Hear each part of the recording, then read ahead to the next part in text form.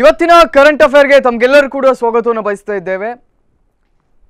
ನಲಿಕಲಿ ಮಾದರಿಯ ಶಾಲೆ ಇವೆಲ್ಲವೂ ಕೂಡ ಸರ್ಕಾರಿ ಶಾಲೆಗಳಿಗೆ ಹೊಸ ಹೊಸ ಯೋಜನೆಗಳನ್ನು ತರುವಾಗ ಇಟ್ಟಂತಹ ಹೆಸರುಗಳು.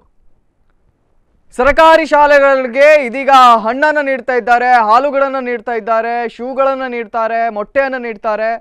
ಆದರೆ ಸರ್ಕಾರಿ ಶಾಲೆಗಳು ಸರಿಯಾಗಿ ಇವೆಯಾ ಅನ್ನುವಂಥ ಪ್ರಶ್ನೆ ಕೂಡ ನಮ್ಮಲ್ಲಿ ಕಾಡ್ತಾ ಇದೆ. ಇವತ್ತು ಸರ್ಕಾರಿ ಶಾಲೆಗಳ ಸ್ವಾಸ್ಥ್ಯ ಎಷ್ಟರ ಮಟ್ಟಿಗಿವೆ ಅನ್ನುವಂಥ ಪ್ರಶ್ನೆ ಈ ಕುರಿತಾಗಿ ನಾವು ಚರ್ಚೆ ಮಾಡ್ತೇವೆ. ನಿಮ್ಮ ಆಸುಪಾಸಿನ ಯಾವುದಾದ್ರೂ ಶಾಲೆಗಳಿದ್ರೆ ನಿಮ್ಮ ಕರೆಗಳನ್ನು ಕೂಡ ನಾವು ಸ್ವೀಕರಿಸ್ತೇವೆ. ನಮ್ಮೊಂದಿಗೆ ಕಾರ್ಮಿಕ ರಕ್ಷಣಾ ವೇದಿಕೆಯ ಜಿಲ್ಲಾಧ್ಯಕ್ಷರಾಗಿರ್ತಕ್ಕಂಥ ರವಿ ಶೆಟ್ಟಿ ಅವರಿದ್ದಾರೆ. ಸರ್, ತಮಗೆ ಕಾರ್ಯಕ್ರಮಕ್ಕೆ ಸ್ವಾಗತ. ಅದರ ಜೊತೆಯಲ್ಲೇ ಇವತ್ತು ಕಾಂಗ್ರೆಸ್ನ ಮುಖಂಡರಾಗಿರ್ತಕ್ಕಂಥ ಜನಾರ್ದನ್ ಭಂಡಾರ್ಕರ್ ಅವರು ಕೂಡ ನಮ್ಮೊಂದಿಗಿದ್ದಾರೆ. ಸರ್, ತಮಗೂ ಕೂಡ ಕಾರ್ಯಕ್ರಮಕ್ಕೆ ಸ್ವಾಗತ. ನಾನು ತಮ್ಮಿಬ್ಬರಲ್ಲಿ ಕೂಡ ಚರ್ಚೆಯನ್ನು ಮಾಡ್ತೇನೆ. ಇದಕ್ಕೂ ಮೊದಲಿಗೆ ಉಡುಪಿಯ ಹಾಜಿ ಅಬ್ದುಲ್ಲಾ ಆಸ್ಪತ್ರೆ ನಿರ್ಮಾಣದ ಸಂದರ್ಭದಲ್ಲಿ ಹಾಜಿ ಅಬ್ದುಲ್ಲಾ ಆಸ್ಪತ್ರೆಯನ್ನ ಒಡಿಬಾರ್ದು ಅನ್ನುವಂಥ ಧ್ವನಿ ಕೇಳಿತ್ತು. ಇದೀಗ ಅದರ ಪಕ್ಕದಲ್ಲಿರುವಂತಹ ಕಾಸಿಂ ಸಾಹೇಬ್ರು 1882ರಲ್ಲಿ ದಾನ ಮಾಡಿದಂಥ ಕಾಸಿಂ ಸಾಹೇಬ್ರು ಯಾರು ಅಂತ ಕೇಳಿದ್ರೆ ಹಾಜಿ ಅಬ್ದುಲ್ಲಾರವರ ತಂದೆ ಕಾಸಿಂ ಸಾಹೇಬ್ರು ದಾನ ಮಾಡಿದಂಥ ಶಾಲೆಯನ್ನು ಕೂಡ ಈಗ ಒಡಿಲಿಕ್ಕೆ ಆಗ್ತಾ ಇದೆ ಅಂತೆ. ಆ ಒಂದು ಸ್ಟೋರಿಯನ್ನು ನೋಡ್ಕೊಂಡು ಬರೋಣ. ಅದಾದ ಬಳಿಕ ಇವತ್ತಿನ ಈ ಒಂದು ಕಾರ್ಯಕ್ರಮವನ್ನು ಮುಂದುವರಿಸ್ತೇವೆ.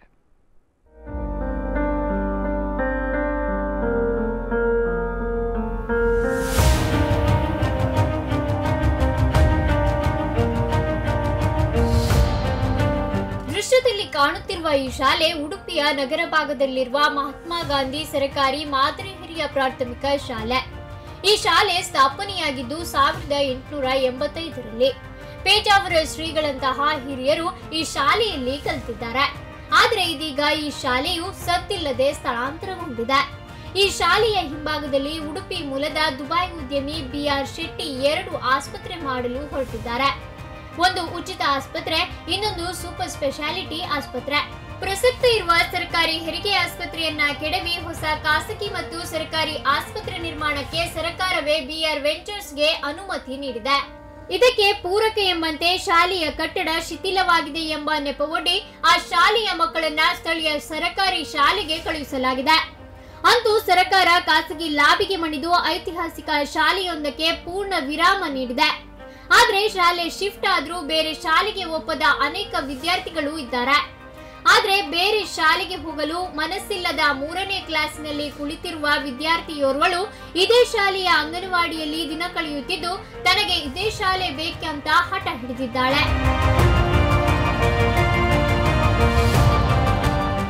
ಇಲ್ಲಿ ಟೀಚರ್ಸ್ ಒಳ್ಳೆ ಉಂಟು, ಇಲ್ಲಿ ಬರಲಿಕ್ಕೆ ಹತ್ರ ಆಗ್ತದೆ, ಇಲ್ಲಿ ಪರಿಚಯ ಉಂಟು, ಇಲ್ಲಿ ಕಲೀಲಿಕ್ಕೆ ಒಳ್ಳೆ ಇದೆ, ಅಲ್ಲಿ ಬೇರೆ ಶಾಲೆಗೆ ಹೋಗ್ಲಿಕ್ಕೆ ಒಳ್ಳೆ ಆಗಿಲ್ಲ. ನನಗೆ ಇದೇ ಶಾಲೆನೇ ಇಷ್ಟ. ನನಗೆ ಅಲ್ಲಿಯ ಒಂದು ಬಿಲ್ಡಿಂಗಿನ ಒಂದು ಕಟ್ಟಡ ಕುಸಿದಿರೋದ್ರಿಂದ ಮಕ್ಕಳ ಹಿತದೃಷ್ಟಿಯಿಂದ ತೊಂದರೆ ಆಗಬಾರ್ದು ಅನ್ನೋ ಕಾರಣಕ್ಕಾಗಿ ನಾವು ಇಲ್ಲಿ ಶಿಫ್ಟ್ ಮಾಡ್ತಾ ಇದ್ದೀವಿ.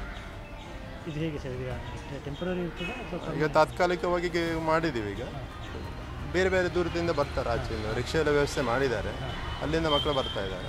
ಈಗ RT ಪ್ರಕಾರವಾಗಿ 2 ಟೀಚರ್ಸು ಹೆಚ್ಚುವರಿ ಆಗ್ತಾರೆ. ಅದನ್ನು ನಾವು ಬೇರೆ ಸ್ಕೂಲಿಗೆ ಶಿಫ್ಟ್ ಮಾಡಿಕೊಳ್ಳಿ. ಮೊನ್ನೆ DC ಅವರು ಸಹಿತ ಅದಕ್ಕೆ ವಿಸಿಟ್ ಮಾಡಿದ್ದಾರೆ, DD ಅವರು ಸಹಿತ ವಿಸಿಟ್ ಮಾಡಿದ್ದಾರೆ. ಅಲ್ಲ, ಮಕ್ಕಳ ಹಿತದೃಷ್ಟಿಯಿಂದ ಕೂಡಲೇ ಸ್ಥಳಾಂತರ ಮಾಡಿಸುವಂಥ ಆದೇಶವನ್ನು ನೀಡಿದ್ದಾರೆ. ಅದರ ಪ್ರಕಾರ ನಾವು ಮಾಡ್ತಾ ಇದ್ದೀವಿ. ರಿಪೇರಿ ವರ್ಕ್ ನಿಧಾನವಾಗಿ ಆಗ್ತದೆ.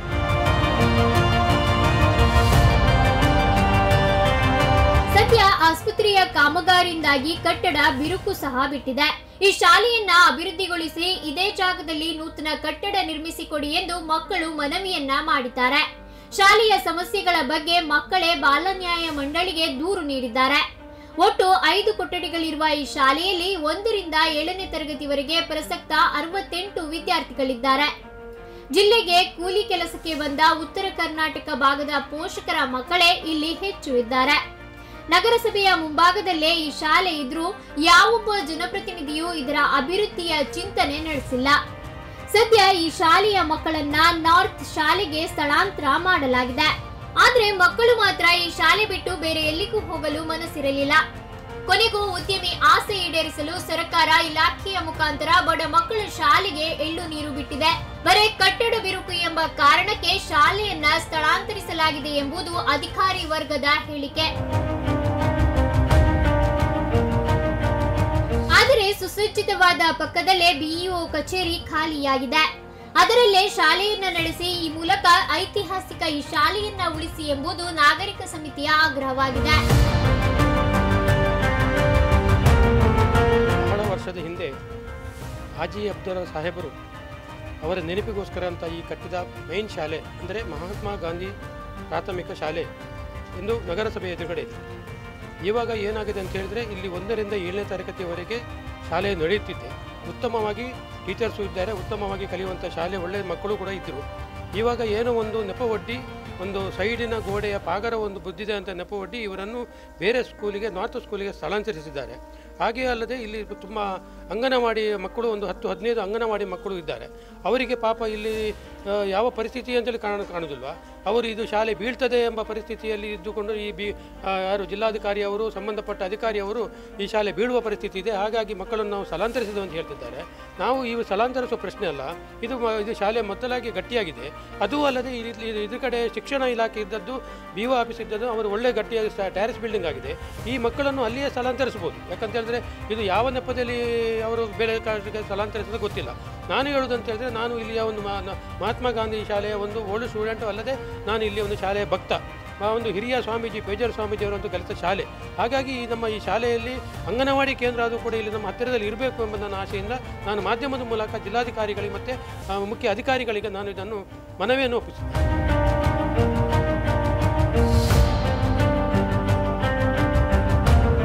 ನಗರ ಭಾಗದಲ್ಲಿನ ಈ ಶಾಲಾ ಕಟ್ಟಡ ಅಭಿವೃದ್ಧಿಗೊಳಿಸಿ ಇನ್ನೂ ಹೆಚ್ಚಿನ ವಿದ್ಯಾರ್ಥಿಗಳಿಗೆ ಶಿಕ್ಷಣ ಒದಗಿಸುವ ಅವಕಾಶವಿತ್ತು. ಆದರೆ ಇಲಾಖೆ ಮಾತ್ರ ಈ ಕಾರ್ಯಕ್ಕೆ ಮುಂದಾಗದೆ ಸ್ಥಳಾಂತರ ಮಾಡಿದೆ. ಅಭಿವೃದ್ಧಿಗೊಳಿಸಲು ಇದರ ಉತ್ಸಾಹ ಸ್ಥಳಾಂತರ ಮಾಡುವುದಕ್ಕೆ ಬಂದಿರುವುದು ಎಲ್ಲರಲ್ಲೂ ಸಂಶಯವನ್ನುಂಟು ಮಾಡಿದೆ. ದಿವಾಕರ್ ಹಿರಿಯಡ್ಕ, ಸ್ಪಂದನ ನ್ಯೂಸ್, ಉಡುಪಿ. ವರದಿಯನ್ನ ನೋಡಿದ್ರಿ. ನಾನು ನೇರವಾಗಿ ಜನಾರ್ದನ್ ಭಂಡಾರ್ಕರ್ ಅವರಲ್ಲಿ ಪ್ರಶ್ನೆಯನ್ನ ಕೇಳ್ತೇನೆ. ಸರ್, ಇವತ್ತು ಶಾಲೆಗಳನ್ನ, ಸರ್ಕಾರಿ ಶಾಲೆಗಳನ್ನ ಸರ್ಕಾರವೇ ಉಳಿಸ್ಕೊಳ್ದೇ ಇದ್ರೆ ಇವತ್ತು ಹಾಲು ಕೊಟ್ಟು ಮೊಟ್ಟೆ ಕೊಟ್ಟು ಏನು ಪ್ರಯೋಜನ? ಈ ಒಂದು ಪ್ರಶ್ನೆ ಬರ್ತಾ ಇದೆ. ತಾವೇನು ಹೇಳ್ತೀರಾ? ಇವತ್ತು ಇಲ್ಲಿ ನೀವು ಏನು ಚಿತ್ರದಲ್ಲಿ ಶಾಲೆ ತೋರಿಸಿ, ಮೈನ್ ಶಾಲೆ, ಮಹಾತ್ಮ ಗಾಂಧಿ ಶಾಲೆ, 131 ವರ್ಷಗಳ ಇತಿಹಾಸವನ್ನ ಇರುವಂತಹ ಶಾಲೆ. ಹೌದು, ನೀವೇ ಹೇಳ್ತೀರಿ 131 ವರ್ಷ ಆಗಿದೆ ಅಂತ. ಇವತ್ತು ಅಲ್ಲಿ ಶಿಥಿಲಗೊಂಡಿರೋದ್ರಿಂದ ಆ ಶಾಲೆಯನ್ನು ನಮ್ಮ ನಾರ್ತ್ ಶಾಲೆಗೆ ಕಳಿಸಿದೆ. ಅದು ಕೂಡ ಅಬ್ದುಲ್ಲಾ ಸಾಹೇಬ್ರದ್ದೇ ಶಾಲೆ. 1956ರಲ್ಲಿ ಏನು ಕಾರ್ಪೊರೇಷನ್ ಬ್ಯಾಂಕಿನ ಸುವರ್ಣ ಮಹೋತ್ಸವದ ಸಂದರ್ಭದಲ್ಲಿ ಅದರ ಸವಿ ನೆನಪಿಗೆ, ಆಗ ಅವರು ಜೀವಂತವಾಗಿರಲಿಲ್ಲ, 1930 ಅವರು ತೀರಿ ಹೋಗಿದ್ದರು, ಬ್ಯಾಂಕಿನವರು ಕೊಟ್ಟರು.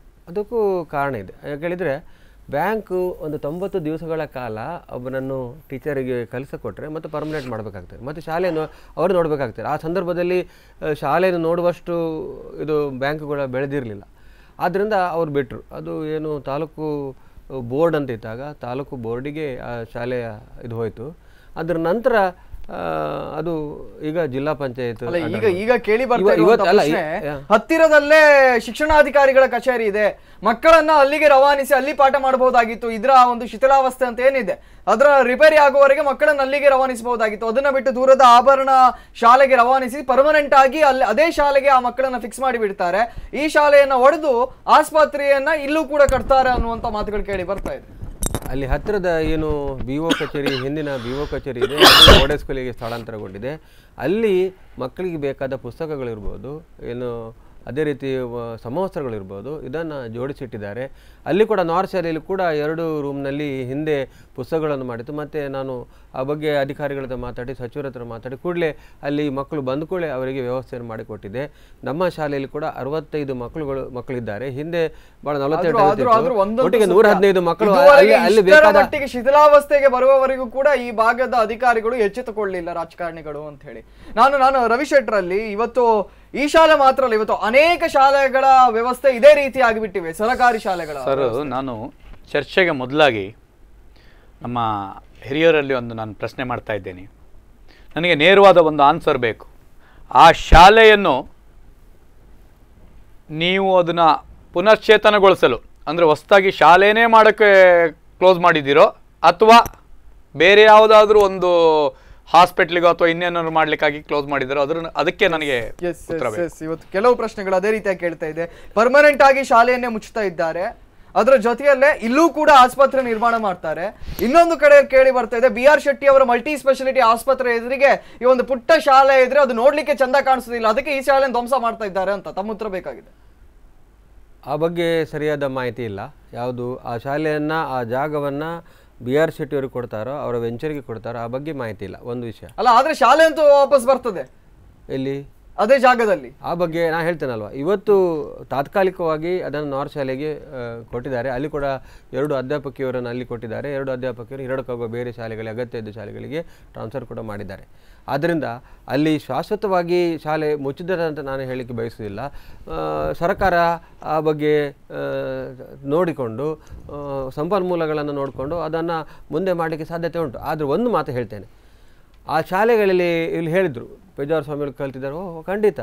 ಈಗ ನಮ್ಮ ನಾರ್ತ್ ಶಾಲೆ ಕೂಡ VS ಶಾಲೆಯನ್ನು ಮ್ಯೂಸಿಯಂ ಆಗಿ ಆದ್ರೂ ಇಟ್ಕೊಳ್ಳೋದು ಅಲ್ಲ. ತಮ್ಮ ಮಾತಲ್ಲೇ ಗೊತ್ತಾಗ್ತಾ ಇದೆ, ಗ್ಯಾರಂಟಿ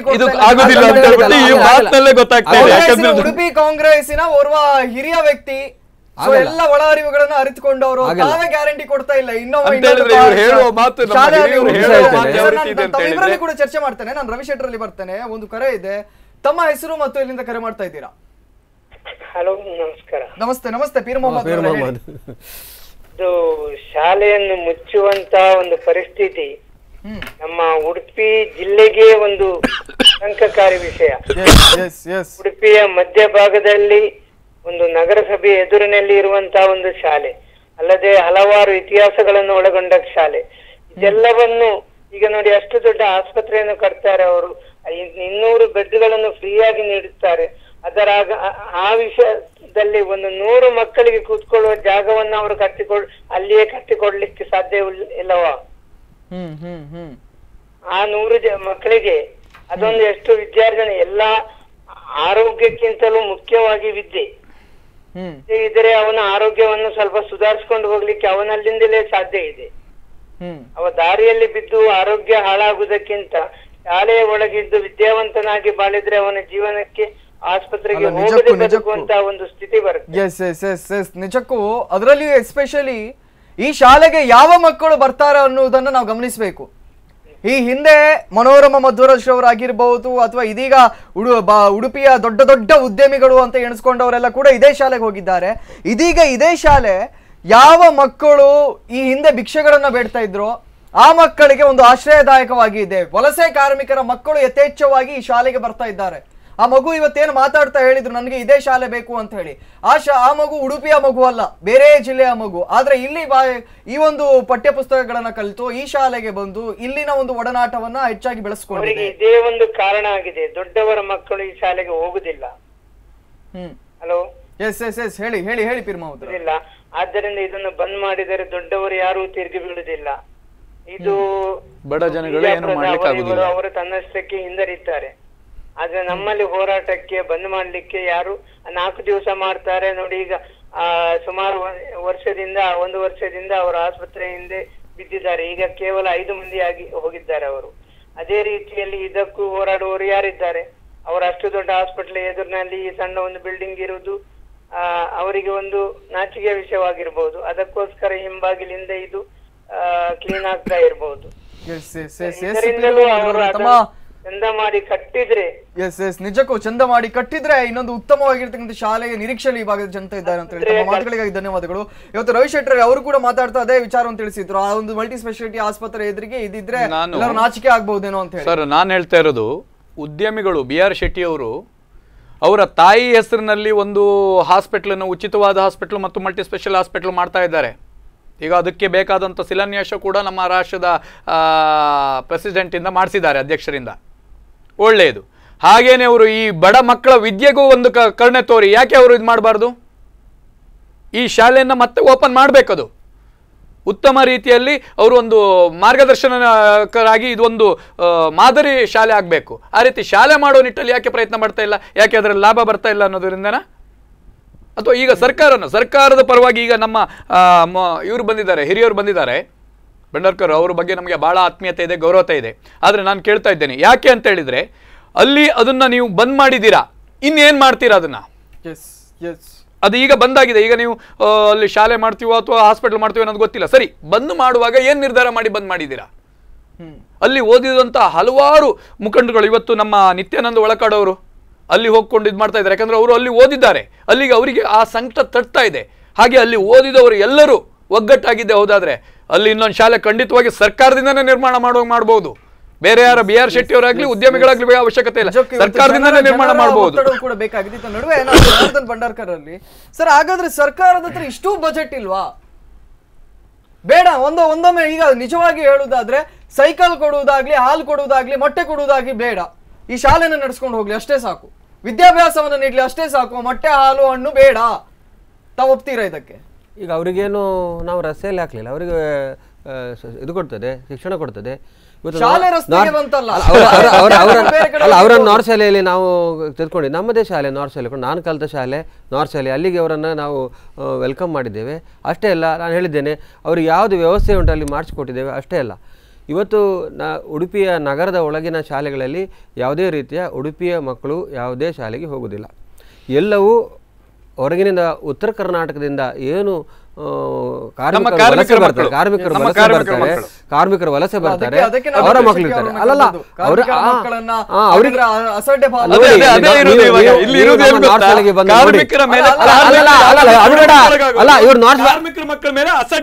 ಇವ್ರು ಹೇಳುದಲ್ಲ, ಕಾರ್ಮಿಕರ ಮಕ್ಕಳು ನಮ್ಮ ನಾರ್ತ್ 65 ಮಕ್ಕಳಿದ್ದಾರೆ, ಅವರನ್ನು ನನ್ನ ಎದುರು ನಿಲ್ಲಿಸಿ ಕೇಳಿ ಅವರಿಗೆ. ಅಷ್ಟೇ ಅಲ್ಲ, ಅವರಿಗೆ ಬೇಕಾದಷ್ಟು ಪುಸ್ತಕ. 65 ಜನ ಮಕ್ಕಳು ಇವಾಗ ಗವರ್ನಮೆಂಟ್ ಸ್ಕೂಲ್ನಲ್ಲಿ 65 ಜನ ಮಕ್ಕಳು ಅಂದ್ರೆ ಹೈಯೆಸ್ಟ್. ಅದು ಶಾಲೆಯನ್ನು ಬಂದ್ ಮಾಡ್ತಾ ಇರೋದು ಯಾವ ನ್ಯಾಯ? ಮಾಡಲಿಲ್ಲ. ಅವರಿಗೆ ನಾರ್ತ್ ಶಾಲೆ ಮಕ್ಕಳಿಗೆ ಪುಸ್ತಕ ಕೊಡ್ತೇವೆ, ಕೊಡೆ ಕೊಡ್ತೇವೆ ದಾನಿಗಳಿಂದ. ಈಗ ಅಂಬರೀಷ್ ಅವರು ಕೊಡೆ ಕೊಟ್ರು ಮೊನ್ನೆ. ಅಷ್ಟೇ ಅಲ್ಲ, UCN ನೆಟ್ವರ್ಕ್ನವರು ಪ್ರತಿ ವರ್ಷ ಕೊಡ್ತೇವೆ. ಅಲ್ಲ, ನಾವೇನು ಅಸಡ್ಡೆ ಮಾಡಲಿಲ್ಲ. ಇವತ್ತು ಈ 115 ಮಕ್ಕಳಿಗೆ ಕೂಡ ಎಲ್ಲಾ ರೀತಿಯ ವ್ಯವಸ್ಥೆ ಮಾಡಬೇಕು. ಶಾಲಾ ಮಕ್ಕಳಲ್ಲಿ ಒಂದು ಸೈಕಲ್ ಬರ್ತಾ ಇದೆ ಸರ್, ಸೈಕಲ್ ಬರ್ತಾ ಇದೆ. ಅದಾಗ್ಲೇ ಹೊಸದು ಕೊಟ್ಟಿರೋ ಸೈಕಲ್ ಬರುವಾಗ ಕರಕರ ಸೌಂಡ್ ಬರ್ತಾ ಇದೆ ಅಂದ್ರೆ ಅದರ ಒಂದು ಏನು ಮೇಂಟೆನೆನ್ಸ್ ಇದೆ ಅದು ಕೂಡ ಸರಿಯಾಗಿ ನಡೀತಾ ಇಲ್ಲ. ಅಲ್ಲ, ಈಗ ಬಡವರ ಮಕ್ಕಳು ಬರೀ ಅದು ನಲಿಕಲ್ಲಿ ಬೋರ್ಡ್ ಹಾಕ್ಲಿಕ್ಕೆ ಮಾತ್ರ ಕುರಿತಾಗಿ ಅದ್ರ ಕೂಡ ಬರ್ತೇನೆ ನಾನು. ಭಂಡಾರ್ಕರ್ ಅವರು, ನೀವು ಒಪ್ತಿರೋ ಇಲ್ವೋ ಈ ಶಾಲೆಯನ್ನ? ತಾವು ಹೇಳಿದಾಗೆ ಈ ಶಾಲೆಯ ಮಕ್ಕಳನ್ನ ಬೇರೆ ಕಡೆ ನಾರ್ತ್ ಶಾಲೆಗೆ ವರ್ಗಾವಣೆ ಮಾಡಿದ್ದಾರೆ, ಅಲ್ಲಿ ಉತ್ತಮ ವಿದ್ಯಾಭ್ಯಾಸ ಇದೆ, ಉಡುಪಿಯಾದ್ಯಂತ ಉತ್ತಮ ವಿದ್ಯಾಭ್ಯಾಸ ಇದೆ, ಒಪ್ಪೋಣ. ಆದ್ರೆ ಈ ಶಾಲೆಯ ಮಕ್ಕಳನ್ನ ಅಲ್ಲಿಗೆ ವರ್ಗಾವಣೆ ಮಾಡಿದ್ರ ಹಿಂದೆ ಒಂದು ಷಡ್ಯಂತ್ರ ಇದೆ, ಈ ಶಾಲೆಯನ್ನೇ ಕ್ಲೋಸ್ ಮಾಡುದು. ತಾವು ಒಪ್ತಿರೋ ಇಲ್ವೋ? ಇದುವರೆಗೆ 130 ವರ್ಷದಿಂದ ಅದರಲ್ಲಿ ಇರುವಂತ ನ್ಯೂನ್ಯತೆ ಈ ವರ್ಷ ಕಂಡು ಬಂದಿದೆ. ಯಾವ ಯಾವ ಗೋಡೆಗಳು ಬಿರುಕು ಬಿಟ್ಟಿದೆ ಅಂತ ಹೇಳಿ ಈ ವರ್ಷ ಅಧಿಕಾರಿಗಳಿಗೆ ಕಾಣಿಸಿದೆ. ಇಷ್ಟು ಟೈಮ್ ಅವರೆಗೂ ಕಾಣಿಸ್ಲೇ ಇಲ್ಲ, ಕಾಮಗಾರಿಯನ್ನ ಮಾಡ್ಲಿಕ್ಕೆ ತಯಾರೇ ಆಗಲಿಲ್ಲ. ಈಗ ಗೋಡೆ ಬಿದ್ದ ನಂತರ ಅಲ್ಲ ಆ ಶಾಲೆಯನ್ನ ವರ್ಗಾಯಿಸಿದ್ದು, ಅದಕ್ಕೆ ಅಲ್ಲೇ ಇತ್ತೌದು ಅಲ್ಲ ಶಾಲೆ. ಅದನ್ನೀಗ ವರ್ಗಾಯಿಸಿದೇಕೆ? ಗೋಡೆ ಬಿದ್ದಿದೆ, ಗೋಡೆ ಬೀಳಲಿಲ್ಲ, ಇಲ್ಲಿಯೂ ಕೂಡ ಗೋಡೆ ಬೀಳಲಿಲ್ಲ. ಬಿರುಕು ಬಿದ್ದಿರಿ ಅಂತ ನೀವು ಹೇಳ್ತೀರಿ, ಒಂದು ಕಡೆ ಬಿದ್ದಿರಿ ಅಂತ ಹೇಳ್ತಾರೆ ಅಷ್ಟೇ. ಅದ ನಂತರ ನಾಳೆ ಹೆಚ್ಚು ಕಡಿಮೆ ಅಂತ ನೀವೇ ಹೇಳ್ತೀರಿ. ಇವತ್ತು ಸರ್ಕಾರ ನೋಡ್ತಾ ಇಲ್ಲ, ಮಕ್ಕಳನ್ನು ಬೇರೆ ಎಲ್ಲಿ ಶಿಫ್ಟ್ ಮಾಡಬಹುದಿತ್ತು, ಅಲ್ಲಿ ಮಕ್ಕಳಿಗೆ ಅನಾಹುತ ಆಯ್ತು ನಾಳೆ ಆದಂತ, ಅದನ್ನು ಕೂಡ ಹೇಳ್ತೀರಿ ನೀವು. ಮಾಧ್ಯಮದವರು ಅದ್ರ ಬಗ್ಗೆ ಕೂಡ ಹೇಳ್ತಾರೆ. ಹಾಗಾದ್ರೆ ತಮ್ಮ ಪ್ರಕಾರ ಸರ್ಕಾರ ಬಹಳ ಕಾಳಜಿಯಿಂದ ಖಂಡಿತ ರಕ್ಷಣೆ ಸರಿ ಇಲ್ವೋ ಆ ಶಾಲೆಯ ಮಕ್ಕಳನ್ನ ವರ್ಗಾವಣೆ ಮಾಡ್ತಾ ಇದೆ ತಮ್ಮ ಪ್ರಕಾರ? ಅಲ್ಲ,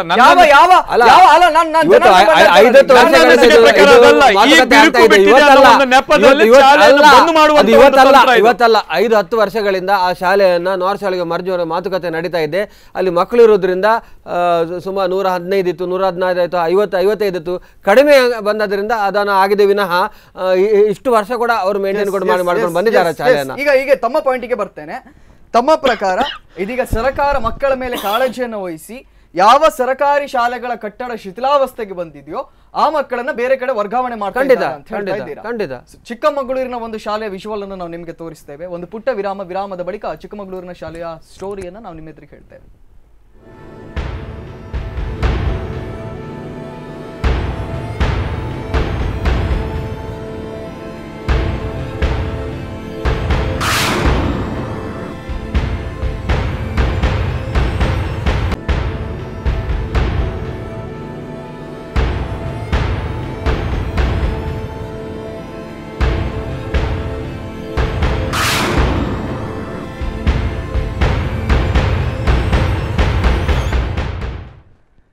ಇವತ್ತಿನ ಕರೆಂಟ್ ಅಫೇರ್ಗೆ ಮತ್ತೊಮ್ಮೆ ತಮಗೆಲ್ಲರೂ ಕೂಡ ಸ್ವಾಗತವನ್ನು ಬಯಸ್ತಾ ಇದ್ದೇವೆ. ಇವತ್ತು ಶಾಲೆಗಳು, ಸರ್ಕಾರಿ ಶಾಲೆಗಳು ಶಿಥಿಲಾವಸ್ಥೆಗೆ ಬಂದಿವೆ, ಹಾಗಾಗಿ ಅಲ್ಲಿನ ಮಕ್ಕಳನ್ನು ವರ್ಗಾವಣೆ ಮಾಡ್ತಾ ಇದ್ದೇವೆ.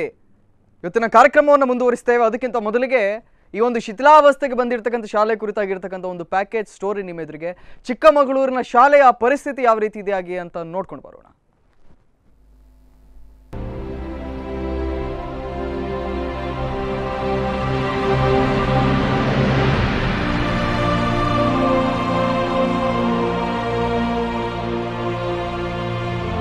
ಚಿಕ್ಕಮಗಳೂರಿನ ಬೀಕಣಪೂರು ಗ್ರಾಮ ಪಂಚಾಯತ್ ವ್ಯಾಪ್ತಿಗೆ ಬರುವ ಸರ್ಕಾರಿ ಹಿರಿಯ ಪ್ರಾಥಮಿಕ ಶಾಲೆಯ ಮೇಲ್ಚಾವಣಿ ಶಿಥಿಲಗೊಂಡಿದ್ದು ಹಂಚುಗಳೆಲ್ಲ ಕೆಳಗೆ ಬೀಳುವ ಹಂತ ತಲುಪಿದೆ.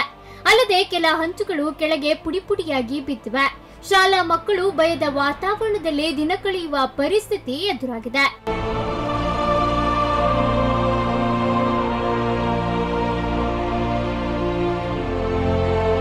ಸುತ್ತಮುತ್ತಲ ಕೂಲಿ ಕಾರ್ಮಿಕರ ಮಕ್ಕಳೇ ಹೆಚ್ಚಾಗಿ ವಿದ್ಯಾಭ್ಯಾಸ ಮಾಡುತ್ತಿರುವ ಸರ್ಕಾರಿ ಹಿರಿಯ ಪ್ರಾಥಮಿಕ ಪಾಠಶಾಲೆಯ ಶಿಥಿಲಗೊಂಡ ಮೇಲ್ಚಾವಣಿ ದುರಸ್ತಿಗಾಗಿ ಹಲವು ಬಾರಿ ಸಂಬಂಧಪಟ್ಟ ಇಲಾಖೆಗಳಿಗೆ ಮನವಿಯನ್ನ ಸಲ್ಲಿಸಿದರೂ ಸಹ ಯಾವುದೇ ಸೂಕ್ತ ಕ್ರಮ ಕೈಗೊಂಡಿಲ್ಲ.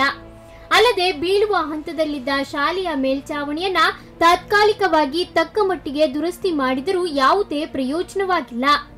ಇದೀಗ ಸಂಪೂರ್ಣ ಕುಸಿಯುವ ಹಂತದಲ್ಲಿರುವುದರಿಂದ ಮಕ್ಕಳನ್ನ ಶಾಲೆಗೆ ದಾಖಲಿಸಲು ಹಾಗೂ ಶಾಲೆಗೆ ಕಳಿಸುವ ಬಗ್ಗೆ ಪೋಷಕರಲ್ಲಿ ಆತಂಕ ವ್ಯಕ್ತವಾಗಿದೆ. ಇಲ್ಲಿ ಅಧಿಕ ಬಡ ಮಕ್ಕಳು ಮತ್ತು ಕೂಲಿ ಕಾರ್ಮಿಕರ ಮಕ್ಕಳು ದಿನನಿತ್ಯ ವಿದ್ಯಾಭ್ಯಾಸ ಮಾಡ್ತಿದ್ದಾರೆ. ಸುಮಾರು 1ನೇ ತರಗತಿಯಿಂದ 7ನೇ ತರಗತಿವರೆಗೂ ಇಲ್ಲಿ ಹಿಂದಿನಿಂದಲೂ ಶಾಲೆ ಆರಂಭವಿದೆ.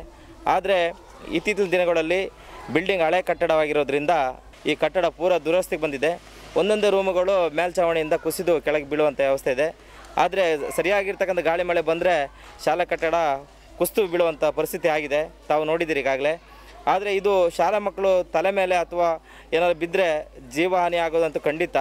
ಹಾಗಾಗಿ ಕೂಡಲೇ ಇದಕ್ಕೆ ಶಿಕ್ಷಣ ಸಚಿವರು, ಶಿಕ್ಷಣ ಇಲಾಖೆ, ಸಂಬಂಧಪಟ್ಟಂಥ ಏನು ಶಾಸಕರು ಇವರೆಲ್ಲ ಕೂಡಲೇ ಜಿಲ್ಲಾ ಪಂಚಾಯತಿ ಮೆಂಬರು, ತಾಲೂಕು ಪಂಚಾಯತಿ ಮೆಂಬರು, ಗ್ರಾಮ ಪಂಚಾಯತಿ ವ್ಯವಸ್ಥೆ ಕೂಡಲೇ ಇದಕ್ಕೆ ಸ್ಪಂದಿಸಿ ಕೂಡಲೇ ಇದ್ರ ಬಗ್ಗೆ ಕ್ರಮ ತಗೊಳ್ಳಿಲ್ಲ ಅಂತ ಹೇಳಿದ್ರೆ ಯಾವ್ದಾರ ಒಂದು ಜೀವ ಹಾನಿ ಆಗೋದ್ರಲ್ಲಿ ವ್ಯತ್ಯಾಸನೇ ಇಲ್ಲ. ಮಾಜಿ ಮುಖ್ಯಮಂತ್ರಿ ಧರಮ್ ಸಿಂಗ್ ನಿಧನದ ಗೌರವಾರ್ಥ ಮಧ್ಯಾಹ್ನ ಶಾಲೆಗೆ ರಜೆ ನೀಡಲಾಗಿತ್ತು. ವಿದ್ಯಾರ್ಥಿಗಳು ಶಾಲೆಯಿಂದ ಹೊರಬಂದ ಕೆಲವೇ ನಿಮಿಷಗಳಲ್ಲಿ ಪಕ್ಕಾಸು ತುಂಡಾಗಿ ಬಿದ್ದಿದೆ. ಇದರಿಂದ ಸಂಭವನೀಯ ಅಪಘಾತವೊಂದು ತಪ್ಪಿದಂತಾಗಿದೆ. 4 ಕೊಠಡಿಗಳ ಮೇಲ್ಚಾವಣಿ ಕುಸಿಯುವ ಹಂತ ತಲುಪಿದೆ. ಅನುದಾನದ ಕೊರತೆಯಿಂದ ದುರಸ್ತಿ ಮಾಡಲಾಗುತ್ತಿಲ್ಲ. ಈ ಘಟನೆಯ ಬಗ್ಗೆ ಶಿಕ್ಷಣ ಇಲಾಖೆ ಹಾಗೂ ಜನಪ್ರತಿನಿಧಿಗಳ ಗಮನಕ್ಕೆ ತರಲಾಗಿದೆ. ಆದರೂ ಈ ಬಗ್ಗೆ ಯಾರೂ ಕೂಡ ಗಮನ ಹರಿಸುತ್ತಿಲ್ಲ ಎನ್ನುವುದು ಸ್ಥಳೀಯರ ಆರೋಪ. ಸರ್ಕಾರಿ ಶಾಲೆಗಳ ಅನುದಾನ ಕೊರತೆ ಇದ್ದು ಸರ್ಕಾರ ಬಹಳಷ್ಟು ಯೋಜನೆ ಘೋಷಣೆ ಮಾಡಿದೆ. ಕ್ಷೀರಭಾಗ್ಯ ಮಕ್ಕಳಿಗೆ, ಶೂಭಾಗ್ಯ. ಇನ್ನು ಈ ಕಟ್ಟಡ ಸರಿ ಮಾಡದೆ ಹೋದರೆ ಮರಣ ಭಾಗ್ಯವನ್ನು ಸಹ ಕೊಡುವಂಥ ಸ್ಥಿತಿ ಬಂದಿದೆ ಇಲ್ಲಿ. ಇದು ಸರ್ಕಾರ, ಜನಪ್ರತಿನಿಧಿಗಳು, ಸರ್ಕಾರ ಅಧಿಕಾರಿಗಳು ಗಮನ ಹರಿಸ್ತಾ ಇದ್ರೆ ಸದ್ಯದಲ್ಲೇ ಮರಣ ಭಾಗ್ಯ ಒಂದು ಈ ಶಾಲೆ ನೀಡುತ್ತೆ. ಸರ್ಕಾರಿ ಶಾಲೆಗಳ ಬಗ್ಗೆ ಜನಪ್ರತಿನಿಧಿಗಳು, ಅಧಿಕಾರಿಗಳು ನಿರ್ಲಕ್ಷ್ಯ ತೋರುತ್ತಿದ್ದಾರೆ. ಸರ್ಕಾರಿ ಶಾಲೆಗಳು ಮುಚ್ಚುವ ಹಂತ ತಲುಪಿದೆ. ಈ ಶಾಲೆಗೆ ಕೂಲಿ ಕಾರ್ಮಿಕರ ಹಾಗೂ SC ST ವಿದ್ಯಾರ್ಥಿಗಳು ಶಾಲೆಗೆ ಬರುತ್ತಿದ್ದಾರೆ. ಈ ಮಕ್ಕಳು ಮೂಲಭೂತ ಸೌಕರ್ಯದ ಕೊರತೆಯಿಂದ ಶಿಕ್ಷಣದಿಂದ ವಂಚಿತರಾಗುತ್ತಿದ್ದಾರೆ. ಕೂಡಲೇ ಸರ್ಕಾರ ಗಮನ ಹರಿಸದಿದ್ದರೆ ಪ್ರತಿಭಟನೆ ಹಮ್ಮಿಕೊಳ್ಳಲಾಗುವುದು ಎಂದು ತಿಳಿಸಿದರು. ನಾನು ರಂಭಾಪುರಿ ಮಠ ಶಾಲೆಯಲ್ಲಿ ಓದುತ್ತಿದ್ದೇನೆ. 7ನೇ ತರಗತಿಯಲ್ಲಿ ಓದುತ್ತಿದ್ದೇನೆ. ಇಲ್ಲಿ ನಮ್ಮ ಶಾಲೆಯ ಮೇಲ್ಛಾವಣಿಗಳು ಸರಿ ಇಲ್ಲ, ಕುಸಿದಿದೆ. ಪಕ್ಕಾಸೆಲ್ಲ ಗೆದ್ಲಿಡ್ದಿದೆ. ಇಲ್ಲಿ ಮಳೆ ಬರುವಾಗ ಸೋರುತ್ತೆ, ಹಂಚೆಲ್ಲ ಬೀಳಕ್ಕಾಗಿದೆ. ಹಾಗಾಗಿ ನಮಗಿಲ್ಲಿ ಓದೋಕ್ಕೆ ಹೆದರಿಕೆ ಆಗ್ತಿದೆ. ಅದನ್ನು ಸರ್ಕಾರದವರು ಸರಿ ಮಾಡಿಕೊಡ್ಬೇಕಾಗಿ ಕೇಳ್ಕೊಳ್ತೇನೆ. ಪಾಠ ಮಾಡುವಾಗ ನಮಗೆ ಪಾಠ ಕಡೆ ಗಮನನೇ ಹೋಗ್ತಿಲ್ಲ. ಅದು ಹಂಚೆಲ್ಲಿ ನಮ್ಮ ತಲೆ ಮೇಲೆ ಬೀಳುತ್ತಂತ ಹೆದರಿಕೆ ಆಗ್ತಿರುತ್ತೆ ನಮಗೆ. ಹಾಗಾಗಿ ಶಿಕ್ಷಣ ಸಚಿವರು ಇದನ್ನು ಸರಿ ಮಾಡಿಕೊಡ್ಬೇಕಾಗಿ ಕೇಳ್ಕೊಳ್ತೇನೆ. ನಮಗೆ ಪಾಠದ ಕಡೆ ಗಮನನೇ ಇರಲ್ಲ, ಅದರ ಮೇಲೆ ಗಮನ ಇರುತ್ತೆ. ಮಳೆಗಾಲ ಎಲ್ಲ ಬಂದಾಗ ಹೆದರಿಕೆ ಆಗುತ್ತೆ, ಹಂಚು ತಲೆ ಮೇಲೆ ಬೀಳುತ್ತಂತ ಹೆದರಿಕೆ ಆಗುತ್ತೆ. ಹಾಗಾಗಿ ಅದನ್ನು ಸರಿ ಮಾಡಿಕೊಡ್ಬೇಕಾಗಿ ವಿನಂತಿ. ಈಗಾಗಲೇ ಸರ್ಕಾರಿ ಶಾಲೆಗಳು ಮುಚ್ಚುವ ಹಂತದಲ್ಲಿದ್ದು ಅಂತಹ ಶಾಲೆಗಳಿಗೆ ಸರ್ಕಾರ ಉಚಿತ ಭಾಗ್ಯಗಳನ್ನ ನೀಡುವ ಜೊತೆಗೆ ಸರ್ಕಾರಿ ಶಾಲೆಯ ಕಟ್ಟಡಗಳನ್ನ ದುರಸ್ತಿಪಡಿಸಬೇಕಾಗಿದೆ. ಮುಚ್ಚುವ ಹಂತದಲ್ಲಿರುವ ಶಾಲೆಗಳಿಗೆ ಸರಿಯಾದ ಅನುದಾನವನ್ನ ನೀಡಿ ಉಳಿಸಿಕೊಳ್ಳಬೇಕಾಗಿದೆ. ಸರ್ಕಾರಿ ಶಾಲೆಗಳನ್ನ ಉಳಿಸಿಕೊಳ್ಳಲು ಸರ್ಕಾರ ಯಾವ ರೀತಿಯ ಕ್ರಮ ಕೈಗೊಳ್ಳುತ್ತೆ ಎನ್ನುವುದು ಮಾತ್ರ ಯಕ್ಷ ಪ್ರಶ್ನೆಯಾಗಿದೆ. ಪ್ರವೀಣ್, ಸ್ಪಂದನ ನ್ಯೂಸ್, ಚಿಕ್ಕಮಗಳೂರು. ಚಿಕ್ಕಮಗಳೂರಿನ ಶಾಲೆಯ ವ್ಯವಸ್ಥೆ ಇದು. ಇಬ್ಬರು ಅತಿಥಿಗಳನ್ನ ಮತ್ತೊಮ್ಮೆ ಕಾರ್ಯಕ್ರಮಕ್ಕೆ ಸ್ವಾಗತವನ್ನು ಬಯಸ್ತಾ ಇದ್ದೇನೆ. ನಾನು ರವಿ ಶೆಟ್ಟರಲ್ಲಿ. ಈ ಶಾಲೆಯನ್ನು ನೋಡಿದ್ರೆ ತಮಗೇನು ಅನ್ಸುತ್ತೆ ಸರ್? ಇಲ್ಲಿ ಸರ್ಕಾರ ಒಬ್ಬರಲ್ಲಿ ಮಾತಾಡ್ತಾ ಹೇಳಿದ್ರು, ನೀವು ಸ್ವಲ್ಪ ಟೈಮ್ ಹೀಗೆ ಬಿಟ್ರೆ ಮರಣ ಭಾಗ್ಯವನ್ನು ನೀವು ಕೊಟ್ಟು ಬಿಡ್ತೀರಾ ಅಂತ ಹೇಳಿ ಇರೋದು. ಜನಪ್ರತಿನಿಧಿಗಳು ಹೇಳ್ತಾರೆ, ಸರ್ಕಾರ ಹೇಳ್ತದೆ, ಇದು ಒಂದು ಸರ್ಕಾರ ಅಂತ ಅಲ್ಲ, ಈಗಿನ ಸರ್ಕಾರ ಆಗಿರ್ಬೋದು ಅಥವಾ ಹಿಂದಿನ ಸರ್ಕಾರ ಆಗಿರ್ಬೋದು, ಸರ್ಕಾರಗಳು ಹೇಳ್ತದೆ ನಾವು ಆ ಕೆಲಸ ಮಾಡಿದ್ವಿ ಈ ಕೆಲಸ ಮಾಡಿದ್ವಿ ಅಂತ ಹೇಳ್ಬಿಟ್ಟು ಹೇಳ್ತಾರೆ. ಸರ್, ಸರ್ಕಾರಗಳು ಏನು ಕೆಲಸ ಮಾಡಿದೆ? ಇವತ್ತು ಟೋಲ್ ವಸೂಲಿ ಮಾಡುವಂಥ ರಸ್ತೆಗಳಿದೆ, ನೀಟಾಗಿದೆ, ಬೇರೆ ರಸ್ತೆಗಳು ಸರಿ ಇಲ್ಲ, ಕಿತ್ತೋಗಿದೆ. ಸರ್ಕಾರಿ ಆಸ್ಪತ್ರೆಗಳು ಸರಿ ಇಲ್ಲ, ಅಲ್ಲಿ ಡಾಕ್ಟರ್ಗಳೇ ಇಲ್ಲ. ಸರ್ಕಾರಿ ಶಾಲೆಗಳಲ್ಲಿ ಮೂಲಭೂತ ಸೌಕರ್ಯಗಳೇ ಇಲ್ಲ. ಹಾಗಾದರೆ ಸರ್ಕಾರ ಏನು ಮಾಡ್ತಾ ಇದೆ? ಎಲ್ಲ ಪ್ರೈವೇಟೇ ಮಾಡೋದೇ ಹೋದಾದರೆ ಸರ್ಕಾರ ಏನು ಮಾಡ್ತಾ ಇದೆ? ಬರೀ ಪ್ರಚಾರ ಮಾಡ್ಕೊಂಡು ಹೋಗ್ತಾ ಇದೆ. ನಾವು ಅದು ಕೊಡ್ತಾ ಇದ್ದೀವಿ ಇದು ಕೊಡ್ತಾ ಇದ್ದೀವಿ ಅಂತ ಪೇಜ್ ಗಟ್ಟಲೆ ಸಾರ್ವಜನಿಕರ ಟ್ಯಾಕ್ಸ್ ಹಣದಲ್ಲಿ ಪ್ರಚಾರ ಮಾಡ್ತಾ ಇದೆಯಾ ಬಿಟ್ಟರೆ ಬೇರೆ ಏನು ಮಾಡ್ತಾ ಇಲ್ಲ. ಯಾಕಂದ್ರೆ ಇದೊಂದು ನಾರ್ಮಲ್ ಪ್ರಶ್ನೆ. ಏನು ಮಾಡಿದೆ? ಎಲ್ಲದಕ್ಕಿಂತ ಆಶ್ಚರ್ಯಕರವಾಗಿರ್ತಕ್ಕಂಥ ಪ್ರಶ್ನೆ, ಬಜೆಟ್ ಅಲ್ಲಿ ಮಂಡನೆ ಆಗುವ ಹಣ ಎಲ್ಲಿಗೆ ಹೋಗ್ತದೆ ಅಂತ ನಾನು ಜನಾರ್ದನ್ ಭಂಡಾರ್ಕರ್ ಅವರಲ್ಲಿ ಉತ್ತರವನ್ನು ಪಡೆದುಕೊಳ್ತೇನೆ. ಇನ್ನೋರು ನಮ್ಮೊಂದಿಗೆ ನೇರ ಸಂಪರ್ಕದಲ್ಲಿದ್ದಾರೆ. ತಮ್ಮ ಹೆಸರು ಮತ್ತು ಇಲ್ಲಿಂದ ಕರೆ ಮಾಡ್ತಾ ಇದ್ದೀರಾ? ಹಲೋ ಹಲೋ, ನಮಸ್ಕಾರ. ನಮಸ್ತೆ, ಹೇಳಿ. ಬಾರ್ಕೂರು ಉದಯ್ ಮಾತಾಡ್ತಾ ಇರೋದು. ಉದಯ್ ರವರೇ, ಹೇಳಿ. ಈಗ ನೀವು ಉಡುಪಿಯ ಶಾಲೆಯ ಕುರಿತು ಒಂದು ಡಿಸ್ಪ್ಲೇ ಮಾಡ್ಕೊಂಡ್ಬಿಟ್ಟು ಮಾತಾಡ್ತಾ ಇದ್ದೀರಿ. ಎಲ್ಲ ಸರ್ಕಾರಿ ಶಾಲೆಯ ದುಸ್ಥಿತಿನೂ ಅದೇ. ಒಂದು ಕೋಸ್ಟಲ್ ಕರ್ನಾಟಕದ ಪರಿಸ್ಥಿತಿಯನ್ನು ನೀವು ಗಮನಿಸ್ಬೇಕು. ಏನು ಅಂತಂದ್ರೆ ಇಲ್ಲಿನ ಪೇರೆಂಟ್ಸ್ಗಳು, ಈಗ ಇನ್ನೊಬ್ರು ಅಲ್ಲಿ ಮಾತಾಡ್ತಾನೆ ಹೇಳಿದ್ರು, ಈ ಶಾಲೆಗೆ ಹೋಗ್ತಿರುವ ವಿದ್ಯಾರ್ಥಿಗಳು ಬಹುಶಃ ಹೊರಗಡೆಯಿಂದ ವಲಸೆ ಬಂದಿದ್ದ ಕೆಲಸಗಾರರ ಮಕ್ಕಳು ಮಾತ್ರ ಹೋಗ್ತಾ ಇದ್ದಾರೆ. ಬಹುಶಃ ಅವರಿಗೆ ಅರಿವಿಲ್ಲ. ಆದ್ರೆ ಕೋಸ್ಟಲ್ ಕರ್ನಾಟಕದಲ್ಲಿ ಇದ್ದವರು ಎಲ್ಲರೂ ಒಂದು ನೆಲೆಯಲ್ಲಿ ಬುದ್ಧಿವಂತರು ಅಂತ ಕಮ್ಮಟಿ ಹೇಳ್ತಿದ್ದ ಜನಗಳು ಎಲ್ಲ ಇಂಗ್ಲಿಷ್ ಮೀಡಿಯಂ ಶಾಲೆಗಳಿಗೆ ಮುಖ ಮಾಡಿ ನಿಂತಿರುವ ಸಂದರ್ಭದಲ್ಲಿ ಸರ್ಕಾರಿ ಶಾಲೆಗಳಿಗೆ ಯಾರು ಹೋಗ್ತಾರೆ ಅನ್ನುವಂಥದ್ದು ಒಂದು ಸಣ್ಣದೊಂದು ಸಮಸ್ಯೆ. ಇದಕ್ಕೆ ಸರ್ಕಾರದವರು ಏನು ಮಾಡ್ಬೇಕು ಅನ್ನೋದಕ್ಕಿಂತಲೂ ಜನರು ಮನಸ್ಸು ಮಾಡ್ಬೇಕು. ಅಲ್ಲ ಸರ್, ಈಗ ಜನರು ಮನಸ್ಸು ಮಾಡಬಹುದು, ವಿದ್ಯಾರ್ಥಿಗಳನ್ನು ಕಳಿಸಬಹುದು. ನಾವೀಗ 2 ಶಾಲೆ ಕಥೆಗಳನ್ನು ತೋರಿಸಿದ್ವಿ. ಈ ಶಾಲೆಗಳಿಗೆ ಯಾವ ಧೈರ್ಯದ ಮೇಲೆ ಮಕ್ಕಳನ್ನ ಕಳಿಸುದು? ಚಿಕ್ಕಮಗಳೂರಿನ ಶಾಲೆ ಪ್ಯಾಕೇಜ್ ಅನ್ನು ಈಗಷ್ಟು ನಾವು ತೋರಿಸಿದ್ವಿ. ಹಂಚು ಮುರಿದು ಮೇಲೆ ಬೀಳ್ತಿದೆ, ಮಂಡ್ಯ ಮೇಲೆ ಬೀಳ್ತಿದೆ, ನೀರು ಸುರಿತಾ ಇದೆ. ಪಟಾಸೆ ಅನ್ನುವುದು ಬಹುಶಃ ಧರ್ಮನ್ ಸಿಂಗ್ ಅವರ ಮರಣದ ಸಂದರ್ಭದಲ್ಲಿ ಅವರಿಗೆ ರಜೆ ಕೊಡದೇ ಇದ್ರೆ ಅವ್ರ ಮೈ ಮೇಲೆ ಬೀಳ್ತಿತ್ತಂತ, ಮಕ್ಕಳ ಮೈ ಮೇಲೆ. ಇಲ್ಲಿ ಉಡುಪಿಯ ಹೃದಯ ಭಾಗದಲ್ಲಿರುವಂತ ಶಾಲೆಯನ್ನೇ ಧ್ವಂಸ ಮಾಡ್ಲಿಕ್ಕೆ ಮುಂದಾಗ್ತಾ ಇದ್ದಾರೆ. ಇಲ್ಲ, ನಾನು ಧ್ವಂಸ ಅದು ಇದು ಯಾವ್ದು ಪ್ರಶ್ನೆಯನ್ನು ಮಾತಾಡೋದಿಲ್ಲ ನಿಮ್ಗೆ. ನಾನು ಬಾರ್ಕೂರ್ನ ಹೊಸಾಳ ಶಾಲೆಯಲ್ಲಿ ಓದಿದವನ. ಆ ಹೊಸಾಳ ಶಾಲೆಗೆ 106 ವರ್ಷದ ಇತಿಹಾಸ ಇದೆ. ಆ ಶಾಲೆಯಲ್ಲಿ ನಾನು ಓದಿಬಿಟ್ಟು ಇವತ್ತು ಮಂಗಳೂರು ಯೂನಿವರ್ಸಿಟಿ ಇತಿಹಾಸ ವಿಭಾಗದಲ್ಲಿ ಪ್ರಾಧ್ಯಾಪಕನಾಗಿ ಕೆಲಸ ಮಾಡಿದ್ದೇನೆ. 2 ನಾನು ಹೋಗಿ ಬಂದವನು.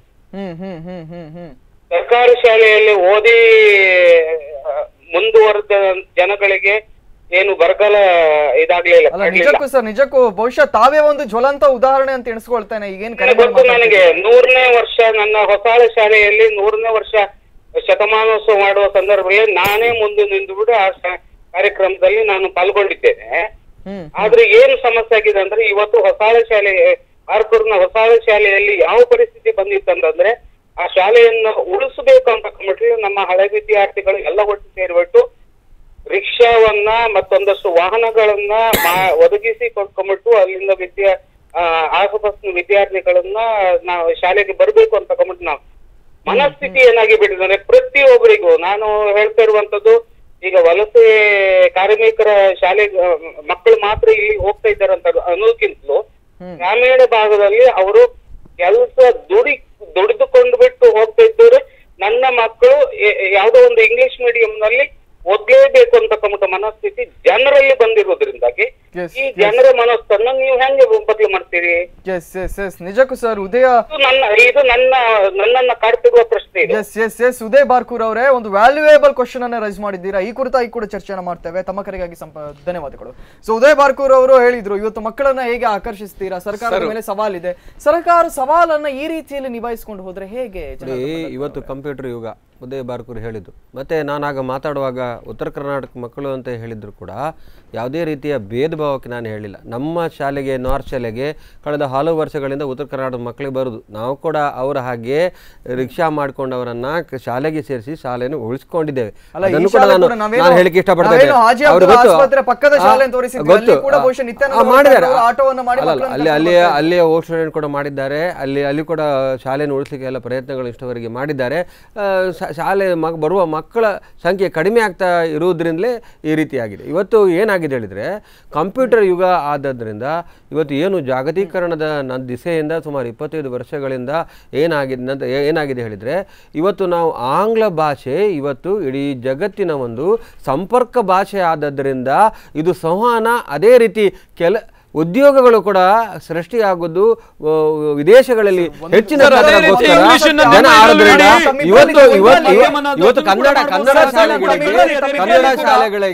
ಕನ್ನಡ ಶಾಲೆಗಳಿಗೆ ಮಕ್ಕಳನ್ನ ಈ ಭಾಗದ ಜನ ಆಂಗ್ಲ ಭಾಷೆ ನನಗೆ ಮಾತಾಡಲಿಕ್ಕೆ ಶಾಲೆಯ ಪ್ಯಾಕೇಜ್ ಅನ್ನ ದಯವಿಟ್ಟು ಪುತ್ತೂರು ಶಾಲೆನ ಒಂದು ಸ್ಟೋರಿಯನ್ನ ತೆಗಿರಿ. ನಾನು ಯಾಕೆ ಪುತ್ತೂರು ಶಾಲೆ ಬಗ್ಗೆ ಮಾತಾಡ್ತೇನೆ ಅಂತ ಹೇಳಿದ್ರೆ, ಇವತ್ತು ಪಡುಬಿದ್ರಿ ಪುತ್ತೂರು ಶಾಲೆಯಲ್ಲಿ ಇವತ್ತು ಕಟ್ಟಡ ಸರಿಯಾಗಿದೆ. ಹಾಗಾಗಿ ಆ ಶಾಲೆಯ ಲೆಕ್ಚರ್ಸ್ಗಳೇ, ಆ ಶಾಲೆಯ ಶಿಕ್ಷಕರ ಮುತುವರ್ಜಿಯಿಂದ ಕಂಪ್ಯೂಟರ್ಗಳನ್ನ ಮಕ್ಕಳಿಗೆ ಒದಗಿಸ್ತಾ ಇದ್ದಾರೆ. ಶಾಲೆ ಕಟ್ಟಡವೇ ಸರಿ ಇಲ್ಲದೆ ಇದ್ರೆ ಎಲ್ಲಿಂದ? ಅದು ಒಂದು ಮಾತ್ರ ಅಲ್ಲ ಸರ್, ನೀವು ಇದರಲ್ಲಿ ಮೂರೂರು ಕಪ್ಪಾಡಿ ಅಂತ ಇದೆ ನಿಮ್ಮ ಬೈಂದೂರು, ಇದರಲ್ಲಿ ಮೂರೂರು ಕಪ್ಪಾಡಿ ಶಾಲೆ ಅಂತ ಹೇಳ್ಬಿಟ್ಟಿದೆ. ಆ ಶಾಲೆಗೆ ಈ ರೀತಿ ಬೀಳ್ಬಹುದು ಸರ್ ಅಂತ ಹೇಳ್ಬಿಟ್ಟು ಮನವಿಗಳನ್ನ ರಾಶಿ, ಇನ್ನು 10 ವರ್ಷದಿಂದ ರಾಶಿ ಕೊಟ್ಟಿದ್ದಾರೆ ಅಲ್ಲಿಯ ಒಂದು ಜನ. ಆದ್ರೆ ಅದ್ರ ಬಗ್ಗೆ ಯಾರು ಕೇರ್ ಮಾಡಿಲ್ಲ. ಅದಾದ ನಂತರ ನಾವು ಅದನ್ನ DC ಅವರ ಹತ್ರ ಮಾತಾಡಿದ್ವಿ, ಪ್ರತಿಯೊಬ್ಬರ ಹತ್ರ ಮಾತಾಡಿದ್ವಿ, ಅದಕ್ಕೆ ಮನವಿಗಳನ್ನ ರಾಜ್ಯದವರೆಗೂ ಕಳಿಸಿಕೊಟ್ವಿ. ಬೀಳುತ್ತೆ, ಬಿದ್ದರೆ ನೀವೇ ನೇರ ಹೊಣೆ ಅಂತ ಹೇಳ್ಬಿಟ್ಟು. ಸರ್ಕಾರ ಬರ್ತದೆ, ಪ್ರತಿ ಬಾರಿಯ ಬಜೆಟ್ ನಲ್ಲಿ ಕೂಡ ಇಂತಿಷ್ಟು ಅಂತ ನಮೂದಿಸ್ತಾರೆ. ಹೊಸ ಭಾಗ್ಯಗಳನ್ನ ತರ್ತಾರೆ. ಒಬ್ರು ಸೈಕಲ್ ಕೊಟ್ರು, ಇನ್ನೊಬ್ರು ಹಾಲು ಕೊಟ್ರು, ಮತ್ತೊಬ್ರು ಮೊಟ್ಟೆ ಕೊಡ್ತಾರೆ. ಅಗತ್ಯತೆ ಇದೆ, ಆದ್ರಿಂದ ಮಕ್ಕಳಿಗೆ ಕೊಟ್ಟಿದೆ. ಇವತ್ತು ನೀವು ನೋಡಿದ್ರೆ ಶಾಲೆಯನ್ನು ನೋಡಿದರೆ ಚಿಕ್ಕಮಗಳೂರು ಶಾಲೆಯಲ್ಲಿ ಬರುವವರು ಯಾರು ಕೂಲಿ ಕಾರ್ಮಿಕರಿದ್ದಾರೆ, ಗ್ರೌಂಡ್ ಲೆವೆಲ್ ಇಂದ ಜೀವನ ಮಟ್ಟ ಕೆಳಗೆ, ಆರ್ಥಿಕ ಮಟ್ಟ ಕೆಳಗೆ ಇರುವ ಮಕ್ಕಳು ಬರೋದು. ಅವರಿಗೆ ಸೈಕಲ್ ಬೇಕಾಗ್ತದೆ, ಅವರಿಗೆ ಹಾಲು ಬೇಕಾಗ್ತದೆ, ಅವರಿಗೆ ಹಾಲು ಬೇಕಾಗ್ತದೆ, 5 ದಿವಸ ಮೊಟ್ಟೆ ಬೇಕಾಗ್ತದೆ, ಬಿಸಿ ಊಟ ಬೇಕಾಗ್ತದೆ, ವಸ್ತ್ರ ಬೇಕಾಗ್ತದೆ, ಎಲ್ಲ ಕೊಡ್ತಾರೆ. ಅದು ತಪ್ಪೇನಾದ್ರೂ ಅವರಿಗೆ ಬೇಕಾದ ಮೂಲಭೂತ ಏನು ಪೂರಕವಾದ ವಿದ್ಯೆ ಕಲಿಕೆ ಪೂರಕವಾದ ಇಲ್ಲ ಅವರಿಗೆ ಪಾಪ ಇಲ್ಲ. ಅದು ತಪ್ಪೇನು ಕೊಟ್ಟರೆ ಸರ್ಕಾರ, ತಪ್ಪೇನು ಕೊಟ್ಟರೆ ಇವ್ರು ಹೇಳ್ತಾ ಇರೋದು ಯಾವ ರೀತಿ ಗೊತ್ತಾ? ಮನೆ ಫೌಂಡೇಶನ್ ಮಾಡ್ದೇನೆ ಮನೆ ಕಟ್ತೀವಿ ಅಂತ ಹೇಳ್ದಂಗ ಆಯ್ತು. ಇದು ಫೌಂಡೇಶನ್ ಸ್ಕೂಲ್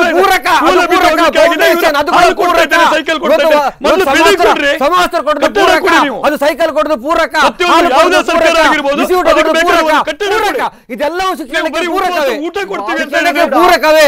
ಅದು ಬೇಕು, ಅದು ಇಲ್ಲದವರು ಇದ್ದಾರೆ, ಅದು 2 ವರ್ಷ ಇಲ್ಲದವರು ಇದ್ದಾರೆ, ಅವರಿಗೆ ಕೊಡ್ತಾರೆ. ಯಾಕೆ ಕೊಡಬಾರ್ದು? ಇವತ್ತು ಸರ್ಕಾರ ಕೊಡುವಂತದ್ದು, ಹಾಲು ಕೊಡುವಂತದ್ದು, ಯಾಕೆ ಕೊಡುವಂತದ್ದನ್ನ ಯಾರು ಕೂಡ ಇಲ್ಲಿ ವಿರೋಧಿಸ್ತಾ ಇಲ್ಲ. ಮತ್ತೆ ಕಟ್ಟಡವನ್ನು ಯಾಕೆ ಕೊಡ್ತಾರೆ? ಅದು ಯಾಕೆ ಕೊಡ್ತಾರೆ? ಅದು ಬೇಕು, ಅದು ಮೂಲಭೂತ. ನೋಡಿ ಸ್ವಾಮಿ, ಅವರಿಗಿಲ್ಲ, ಅವರಿಗೆ ಸಿಗೋದಿಲ್ಲ. ಅದು 5 ದಿವಸ ಕೆಲಸ, 2 ದಿವಸ ಕೆಲಸ, ಅಲ್ಲ ವಾರದ 3 ದಿವಸ ಕೆಲಸ, 4 ದಿವಸ ಇಲ್ಲ. ಅವರಿಗೆ ಬೇಕೇ ಅವರ ಒಂದು ವಿದ್ಯೆ ಕಲಿಸ್ಲಿಕ್ಕೆ ಬೇಕಾದ ಒಂದು ವ್ಯವಸ್ಥೆ ಇಲ್ಲ, ಕಂಪ್ಯೂಟರ್ ಸರಿಯಾಗಿ ಕೊಡ್ತಾ ಇಲ್ಲ, ಶಾಲೆ ಬಿಲ್ಡಿಂಗ್ ಇಲ್ಲ. ಅದು ಬಿಟ್ಕೊಂಡು ಹಾಲು ಇದು ಕೊಡು, ಅದನ್ನ ನಾನು ಸ್ವಾಗತ ಮಾಡ್ತೇನೆ. ಹಾಲು ಕೊಡೋದಾಗಿರ್ಬೋದು, ಸೈಕಲ್ ಕೊಡೋದಾಗಿರ್ಬೋದು, ಅದನ್ನು ಸ್ವಾಗತ ಮಾಡ್ತೀನಿ. ಆದ್ರೆ ಮೊದಲು ಅವರು ಇರ್ಲಿಕ್ಕೆ ಸರಿಯಾದ ಒಂದು ವ್ಯವಸ್ಥೆ ಮಾಡಿ, ಆ ಸರ್ಕಾರಿ ಆಸ್ಪತ್ರೆಗಳಿಗೆ ಒಂದು ಉತ್ತಮವಾದ ಒಂದು ಬಿಲ್ಡಿಂಗ್ ನಿರ್ಮಾಣ ಮಾಡಿ, ಅಲ್ಲಿ ಶಿಕ್ಷಕರನ್ನ ಹಾಕಿ. ಯಾಕೆ ಅಲ್ಲಿ ಶಿಕ್ಷಕರು ಕೂಡ ಕೊರತೆ ಉಂಟು, ಯಾಕೆ ಆ ರೀತಿ ಮಾಡ್ತಾ ಇದ್ದೀರಿ? ಆಮೇಲೆ ನೀವು ಇದನ್ನ ಹಾಲು ಕೊಡಿ, ಫಸ್ಟ್ ಬಿಲ್ಡಿಂಗ್ ಅನ್ನು ಸರಿ ಮಾಡಿ. ಅಲ್ಲಿ ಚಿಕ್ಕಮಗಳೂರು ಶಾಲೆ ಬಗ್ಗೆ ಸಂಬಂಧಪಟ್ಟ ಅಧಿಕಾರಿಗಳ ಹತ್ರ ಕೂಡ ನಾನು ವ್ಯವಹರಿಸಲಿಕ್ಕೆ ರೆಡಿ ಇದ್ದೇನೆ. ಖಂಡಿತ ಆ ಬಗ್ಗೆ ಸರ್ಕಾರದ ಹತ್ರ ಮಾತಾಡ್ಲಿಕ್ಕೆ ನಾನು ಪ್ರಯತ್ನಗಳು ಮಾಡ್ತೇನೆ. ಮಾತ್ರ ಇಲ್ಲ ಸರ್, ಹಕ್ಲಾಡಿ ಆಗಿರ್ಬೋದು, ಕಾರ್ಕಳದಲ್ಲಿ ಶಿಕ್ಷಕರ ಕೊರತೆ ಇದೆ. ಆದ್ರಿಂದ ಅಲ್ಲಿಗೆ ಶಾಲೆಗೆ ಮಕ್ಕಳು ಬರ್ತಾ ಇಲ್ಲ. ಯಾಕೆ ಬರ್ತಾ ಇಲ್ಲ? ಅಲ್ಲಿ ಏನು ಈಗ ನಮ್ಮ ಗೆಳೆಯರು ಉದಯ್ ಅವರು ಒಂದು ಮಾತು ಹೇಳಿದ್ರು. ಏನ್ ಹೇಳಿದ್ರು ಅಂತ ಹೇಳಿದ್ರೆ, ಎಲ್ಲ ಇಂಗ್ಲಿಷ್ ಕಡೆ ವ್ಯಾಮೋಹ. ಹೌದು ಸ್ವಾಮಿ, ಇಲ್ಲಿ ಸರಿಯಾದ ಒಂದು ವ್ಯವಸ್ಥಿತವಾದ ಒಂದು ಶಿಕ್ಷಣ ಇಲ್ಲ, ಸಿಗ್ತಾ ಇಲ್ಲ. ಯಾಕೆ ಅಂತ ಹೇಳಿದ್ರೆ ಇಲ್ಲಿ ಬಂದವರಿಗೆ ಎಲ್ಲ ಹಂಚು ಬೀಳ್ತದೋ, ಎಲ್ಲಿ ಸುಣ್ಣ ಬೀಳ್ತದೋ, ಎಲ್ಲಿ ಗೋಡೆ ಗಿಡಿತದೋ, ಎಲ್ಲಿ ಚೇಳು ಕಟ್ಟದೋ, ಹಾವು ಕಟ್ಟದೋ ಅನ್ನೋದೇ ಆಗ್ತದೆ. ಇನ್ನು ಓದೋದು ಎಲ್ಲಿಂದ? ಮೊದಲು ಅದ್ರ ವ್ಯವಸ್ಥೆ ಸರಿ ಮಾಡಿ. ಯಾವುದೇ ಸರ್ಕಾರ ಆಗಿರ್ಬೋದು, ನಾನೀಗ ಭಂಡಾರ್ಕರ್ ಅವ್ರಿಗೆ ಹೇಳ್ತಾ ಇಲ್ಲ, ಯಾವುದೇ ಸರ್ಕಾರ ಆಗಿರ್ಬೋದು, ನಿಮ್ಮ ಸರ್ಕಾರದ ಸಾಧನೆ ಅಂದ್ರೆ ನಮ್ಮ ಜನಗಳ ತಿಳ್ಕೋಬೇಕು. ಇದು ಸರ್ಕಾರದ ಕೆಲಸ. ಸರ್ಕಾರಕ್ಕೆ ಬೇರೆ ಏನ್ ಕೆಲಸ ಇದೆ? ಸರ್ಕಾರದ ರಸ್ತೆಗಳು ಸರಿ ಮಾಡಬೇಕು, ಶಾಲೆಗಳು ಸರಿ ಮಾಡಬೇಕು, ಹಾಸ್ಪಿಟಲ್ಗಳು ಸರಿ ಮಾಡಬೇಕು. ಇವತ್ತು ಹಾಸ್ಪಿಟಲ್ಗೆ ಹೋದ ಒಂದು ನರ್ಸ್ಗಳು ಅದ್ರ ಜೊತೆಯಲ್ಲೇ ಉಡುಪಿ ಹಬ್ ಇರುವಂತಹ ಒಂದು ಊರು. ಇಲ್ಲಿ ಎಜುಕೇಶನ್ ಬಹಳ ಸ್ಟ್ರಾಂಗ್ ಆಗಿ ಇದೆ. ಇಲ್ಲಿ ಸರ್ಕಾರಿ ಶಾಲೆಗಳನ್ನ ಕೂಡ ಉಳಿಸಿಕೊಳ್ಳುವಂತಹ ಅವಶ್ಯಕತೆಗಳಿವೆ. ಇದ್ರ ಜೊತೆಯಲ್ಲೇ ಉಡುಪಿಯಲ್ಲಿ ಇದೀಗ ಹೊಸದಾಗಿರ್ತಕ್ಕಂಥ ಇನ್ನೊಂದು ಪ್ರಾಬ್ಲಮ್ ಶುರುವಾಗಿದೆ. ಏನು ಕೇಳಿದ್ರೆ ಸರ್ಕಾರಿ ಶಾಲೆಯ ಪಕ್ಕದಲ್ಲಿ ಇನ್ನೊಂದು ಬಾರ್ ನಿರ್ಮಾಣ ಆಗ್ತಾ ಇರುವಂತದ್ದು. ಈ ಕುರಿತಾಗಿ ಕೂಡ ಚರ್ಚೆಯನ್ನು ಮಾಡೋಣ. ಒಂದು ಪುಟ್ಟ ವಿರಾಮದ ಬಳಿಕ ಇವತ್ತಿನ ಕರೆಂಟ್ ಅಫೈರ್ಸ್ ಮುಂದುವರಿಯುತ್ತದೆ.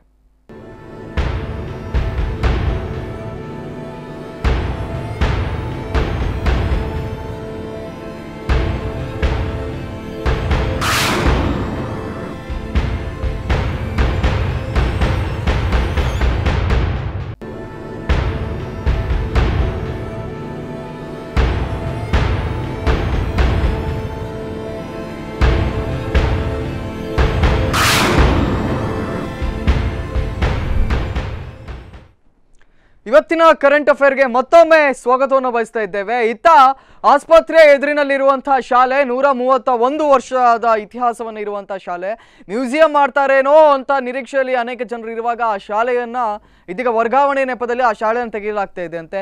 ಚಿಕ್ಕಮಗಳೂರಿನ ಶಾಲೆಯ ಪರಿಸ್ಥಿತಿ ಮತ್ತೊಂದು ರೀತಿ. ಪಡುಬಿದ್ರಿಯಲ್ಲಿ ಕೂಡ ಒಂದು ಶಾಲೆ ಇದೆ. ಇಲ್ಲಿ ಬೇರೆ ರೀತಿಯಾಗಿರ್ತಕ್ಕಂಥ ವಾತಾವರಣ. ಅದರ ಪಕ್ಕದಲ್ಲೇ ಬಾರಿಗೆ ಲೈಸೆನ್ಸ್ ಅನ್ನು ನೀಡಲಾಗಿದೆ. ಆ ಬಾರಿನಲ್ಲಿ ಕುಡಿದು ಬಂದವರು ಒಳಗೆ ಮಕ್ಕಳು ಹಾಲು ಕುಡಿತಾ ಇದ್ರೆ ಹೊರಗೆ ಇವರು ಆಲ್ಕೋಹಾಲ್ ಕುಡಿದು ಬಂದು ಬೀಳುವಂತ ಪರಿಸ್ಥಿತಿ ಅಲ್ಲಿ ನಿರ್ಮಾಣವಾಗಿದೆ. ಮಕ್ಕಳು ಇದನ್ನು ಕೂಡ ನೋಡ್ಕೊಂಡು ಬದುಕಬೇಕಾ ಅನ್ನುವಂತ ಪ್ರಶ್ನೆ ಇಲ್ಲಿ ನಮ್ಮಲ್ಲಿ ಕೂಡ ಕಾಡ್ತಾ ಇದೆ. ಅದರ ವಿಷುವಲ್ ಇದೀಗ ನಿಮ್ಮ ಎದುರಿಗೆ.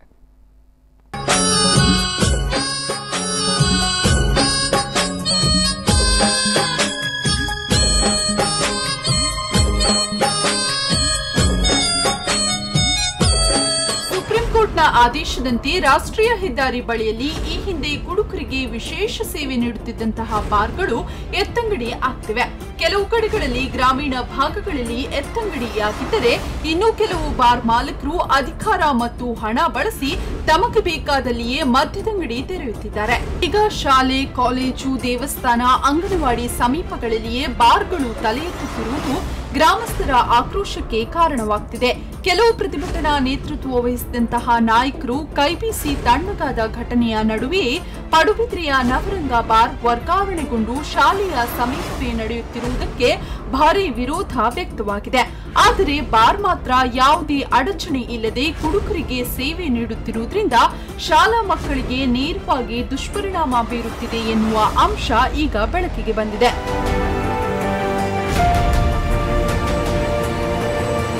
ನವರಂಗ ಬಾರ್ ಸೇವೆಯಿಂದಾಗಿ ಕುಡುಕರು ಕಂಠಪೂರ್ತಿ ಕುಡಿದು ಶಾಲಾ ಜಗುಲಿಯಲ್ಲಿ ಮತ್ತಿಗೆಟ್ಟು ಬೀಳುವ ಅಂಶ ಸರ್ವೇ ಸಾಮಾನ್ಯ. ಇದು ಪಡುಬಿದ್ರಿ ಶಾಲೆಯ ಪರಿಸ್ಥಿತಿ. ಚರ್ಚೆಯನ್ನು ಮುಂದುವರಿಸ್ತೇವೆ ಸರ್. ತಮಗಿಬ್ಬರು ಕೂಡ ಮತ್ತೊಮ್ಮೆ ಕಾರ್ಯಕ್ರಮಕ್ಕೆ ಸ್ವಾಗತ. ಏನು ಹೇಳುದು ಅಂತವೇ ಗೊತ್ತಾಗ್ತಾ ಇಲ್ಲ. ನಾನು ಆಗವೇ ಹೇಳಿದೆ, Udupi is A biggest educational hub ಇರುವಂತಹ ಒಂದು ಜಿಲ್ಲೆ. ಇಲ್ಲಿ ಪ್ರೈವೇಟ್ ಇನ್ಸ್ಟಿಟ್ಯೂಷನ್ಗಳ ಜೊತೆಯಲ್ಲಿ ಇವತ್ತು ಸರ್ಕಾರಿ ಶಾಲೆಗಳು ಫೈಟ್ ಅನ್ನು ಮಾಡಬೇಕಾಗಿದೆ. ಬಹುಶಃ ನೀವು ಉತ್ತರ ಕರ್ನಾಟಕ ಅಥವಾ ಬೇರೆ ಬೇರೆ ಭಾಗಗಳಲ್ಲಿ ಹೋದ್ರೆ ಈ ಒಂದು ವಾತಾವರಣ ನೋಡ್ಲಿಕ್ಕೆ ಸಾಧ್ಯವಿಲ್ಲ. ಆಗ ಉದಯ್ ವಾರ್ಕೂರ್ ಅವರು ಮಾತಾಡ್ತಾ ತಿಳಿಸಿದ್ರು, ಸರ್ ಇವತ್ತು ಈ ಭಾಗದಲ್ಲಿ ಪ್ರೈವೇಟ್ ಇನ್ಸ್ಟಿಟ್ಯೂಷನ್ ಜೊತೆಯಲ್ಲಿ ಸರ್ಕಾರಿ ಶಾಲೆಗಳು ಫೈಟ್ ಮಾಡಬೇಕಾಗಿವೆ. ಮೌಲ್ಯಾಧಾರಿತ ಶಿಕ್ಷಣಗಳನ್ನು ನೀಡಲಿಕ್ಕೆ ಅಲ್ಲಿನ ಶಿಕ್ಷಕರು ತಯಾರಿದ್ದಾರೆ, ವಿದ್ಯಾರ್ಥಿಗಳು ಕೂಡ ಪಡೀಲಿಕ್ಕೆ ತಯಾರಿದ್ದಾರೆ.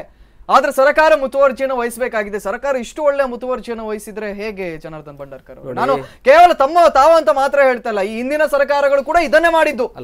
ಕೇವಲ ಬಜೆಟ್ ಮಂಡನೆ, ಕೇವಲ ಭಾಷಣಗಳು, ಕೇವಲ ಆಶ್ವಾಸನೆ ಬಿಟ್ರೆ ಮಕ್ಕಳ ಹೆಸರಿನಲ್ಲಿ ಸೆಂಟಿಮೆಂಟ್ಲಿ ವೋಟ್ಗಳನ್ನು ತಗೊಳ್ತಾರೆ. ಹೌದೋ ಅಲ್ವೋ? ನಾನು 1966ರಲ್ಲಿ ನಾರ್ತ್ ಶಾಲೆಗೆ ಸೇರಿದ್ದು. ಆಗ ABC ಪ್ರತಿ ಕ್ಲಾಸಲ್ಲಿ ABC ಇತ್ತು. 7ನೇ ಕ್ಲಾಸ್ ತನಕ. 7 ಕ್ಲಾಸ್ ಅಲ್ಲ, 21 ಕ್ಲಾಸ್ ಇತ್ತು ABC. ನಾನು 7ನೇ ಕ್ಲಾಸಲ್ಲಿ ಕೂತ್ಕೊಳ್ಳುವಾಗ ಆಚೀಚೆ 8 ಜನ ಒಂದು ಕಡೆ ಕೂತ್ಕೊಳ್ಳೋದು. ಆಚೆ ದೊಡ್ಡದು, ಈಚೆ ದೊಡ್ಡದು. ನಮಗೆ ಚುಂಡಿ ಕೂಡ ನೆಗಾಳಿಗೆ ಬರ್ತದೆ. ನೆಗಾಳಿಗೆ ಬಂದ ಕೂಡ ನಮಗೆ ಹೇಳಿಕೆ ಹೇಳೋದು, ಹೊರಗೆ ನಿಲ್ಲಿಸೋದು ಹೆಡ್ ಮಾಸ್ಟ್ರು. ಇದನ್ನು 7ನೇ ಕ್ಲಾಸಲ್ಲಿ ನಾನು ಅನುಭವಿಸೋದು ನನಗೆ ಇವತ್ತಿಗೂ ನೆನಪಿದೆ. ಅಷ್ಟು ಜನ ABC 5, 6, 7 ಕ್ಲಾಸಿಗೆ ABC ಇತ್ತು. ಅಷ್ಟು ನುಗ್ಗಲು ನಾರ್ತ್ ಶಾಲೆಯಲ್ಲಿ ಇತ್ತು. ಆಗ ಈ ಆಂಗ್ಲ ಮಾಧ್ಯಮ ಅಷ್ಟು ಇರಲಿಲ್ಲ. ಮತ್ತು ನಾನು ಹೇಳಿದೆ, ಜಾಗತೀಕರಣ ದೆಸೆಯಿಂದ ಒಂದು 30 ವರ್ಷ ಆದ್ರೆ ಆಗ್ಬೋದು. ಹೇಳ್ತೇನೆ, ಈಗಿನ ವಾತಾವರಣದಲ್ಲಿ ಸರ್ಕಾರದ ಜವಾಬ್ದಾರಿಗಳು ಹೆಚ್ಚಿವೆ, ಹೌದು ಅಲ್ವಾ? ಅಲ್ಲ, ಈಗ ಸರ್ಕಾರ ಕೂಡ ಇವತ್ತು ಒಂದು ಸಣ್ಣ ಉದಾಹರಣೆ ಕೊಡ್ತೇನೆ.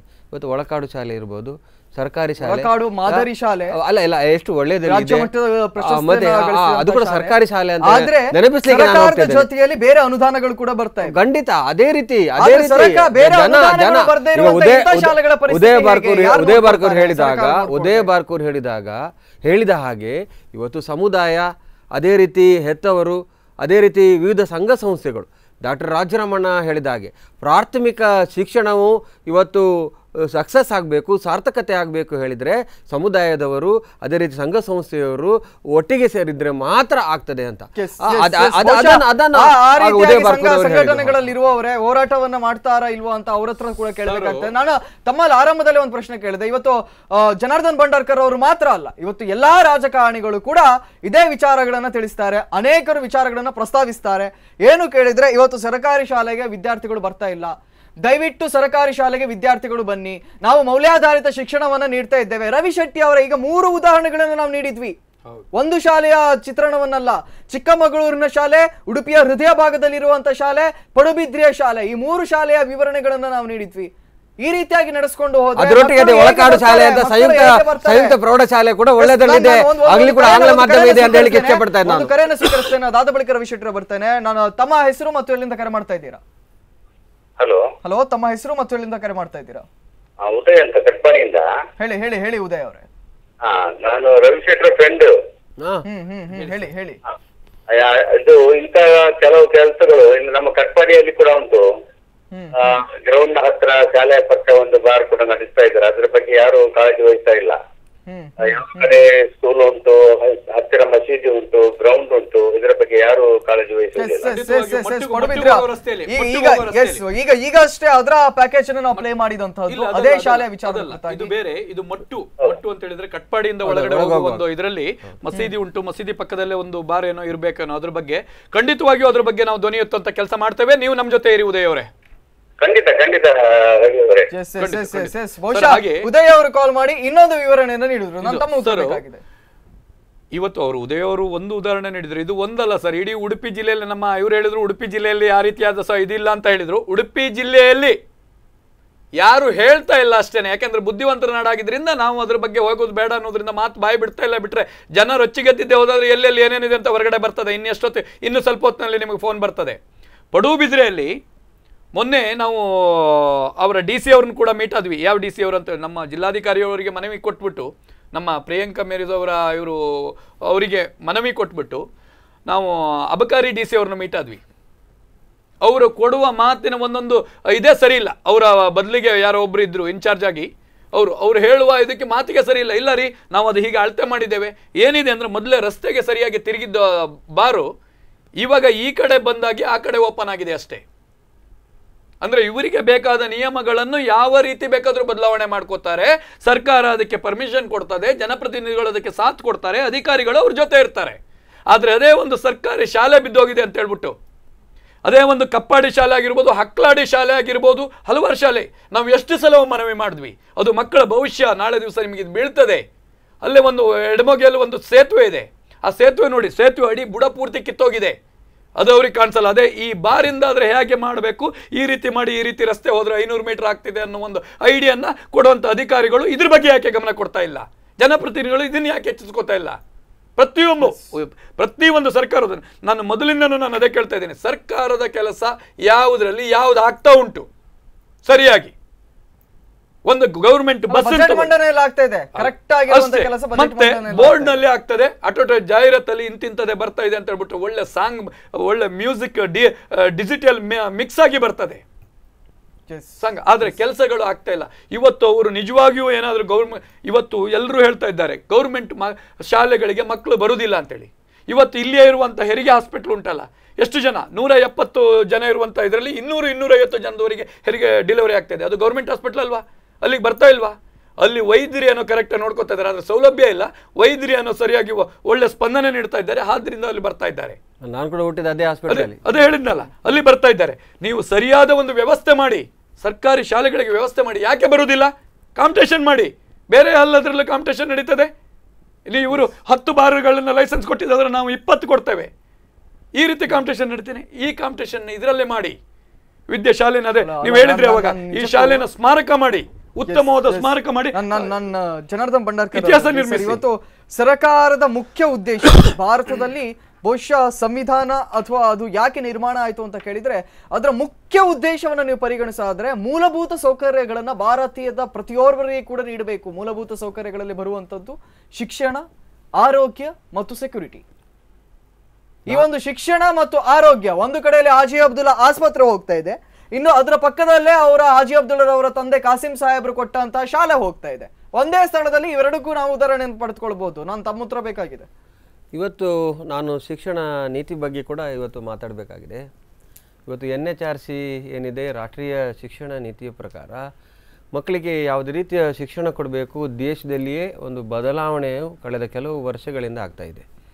ಅದರ ಪ್ರಕಾರವಾಗಿ ಇವತ್ತು ಏನು ನೇಬರ್ಹುಡ್ ಶಾಲೆಗಳು ಅಂತ ಹೇಳ್ತೇವೆ, ನೆರೆಹೊರೆಯ ಶಾಲೆಗಳು.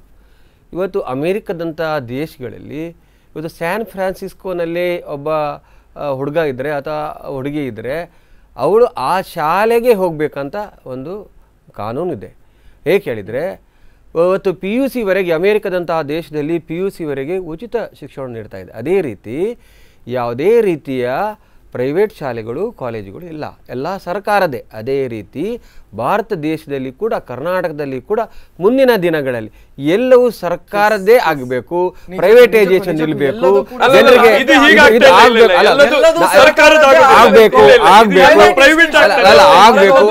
ದಿನಗಳಲ್ಲಿ ಅಲ್ಲ ಜನರ ಸಹಕಾರ ಅದು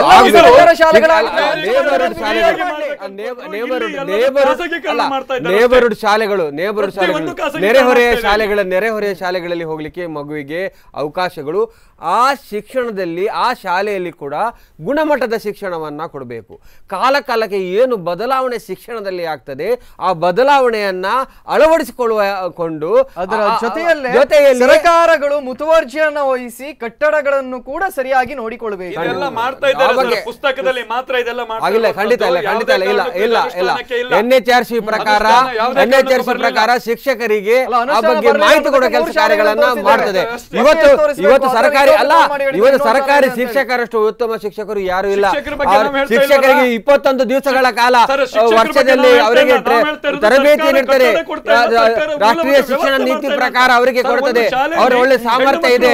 ಆದ್ರಿಂದ ಹಾಗೆಲ್ಲ ಈಗ ನಮಗೆ ಆಗಿದೆ ಹೇಳಿದ್ರೆ ಮಾಧ್ಯಮದ ಬಗ್ಗೆ ಕನ್ನಡ ಮಾಧ್ಯಮದಲ್ಲಿ ಹಾಕ್ಬೇಕಾ, ಆಂಗ್ಲ ಮಾಧ್ಯಮದಲ್ಲಿ ಮಕ್ಕಳನ್ನ ಹಾಕ್ಬೇಕಾ ಎಂಬ ಒಂದು ಇವರು ಏನ್ ಮಾಡ್ತಾ ಇದ್ದಾರೆ, ಸೆಕ್ಯೂರ್ ಮಾಡ್ಕೊತಾ ಇದ್ದಾರೆ.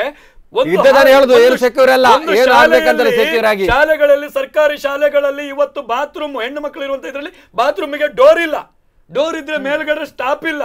ಇಂಥ ಪರಿಸ್ಥಿತಿ ಇರೋ ಶಾಲೆಗಳು ಎಷ್ಟು ಬೇಕು? ಯಾವುದೋ ಹಳ್ಳಿ ಶಾಲೆಯಲ್ಲಿ ಇರ್ಬೋದು, ಇಲ್ಲ ಅಂತ ಹೇಳುದಿಲ್ಲ.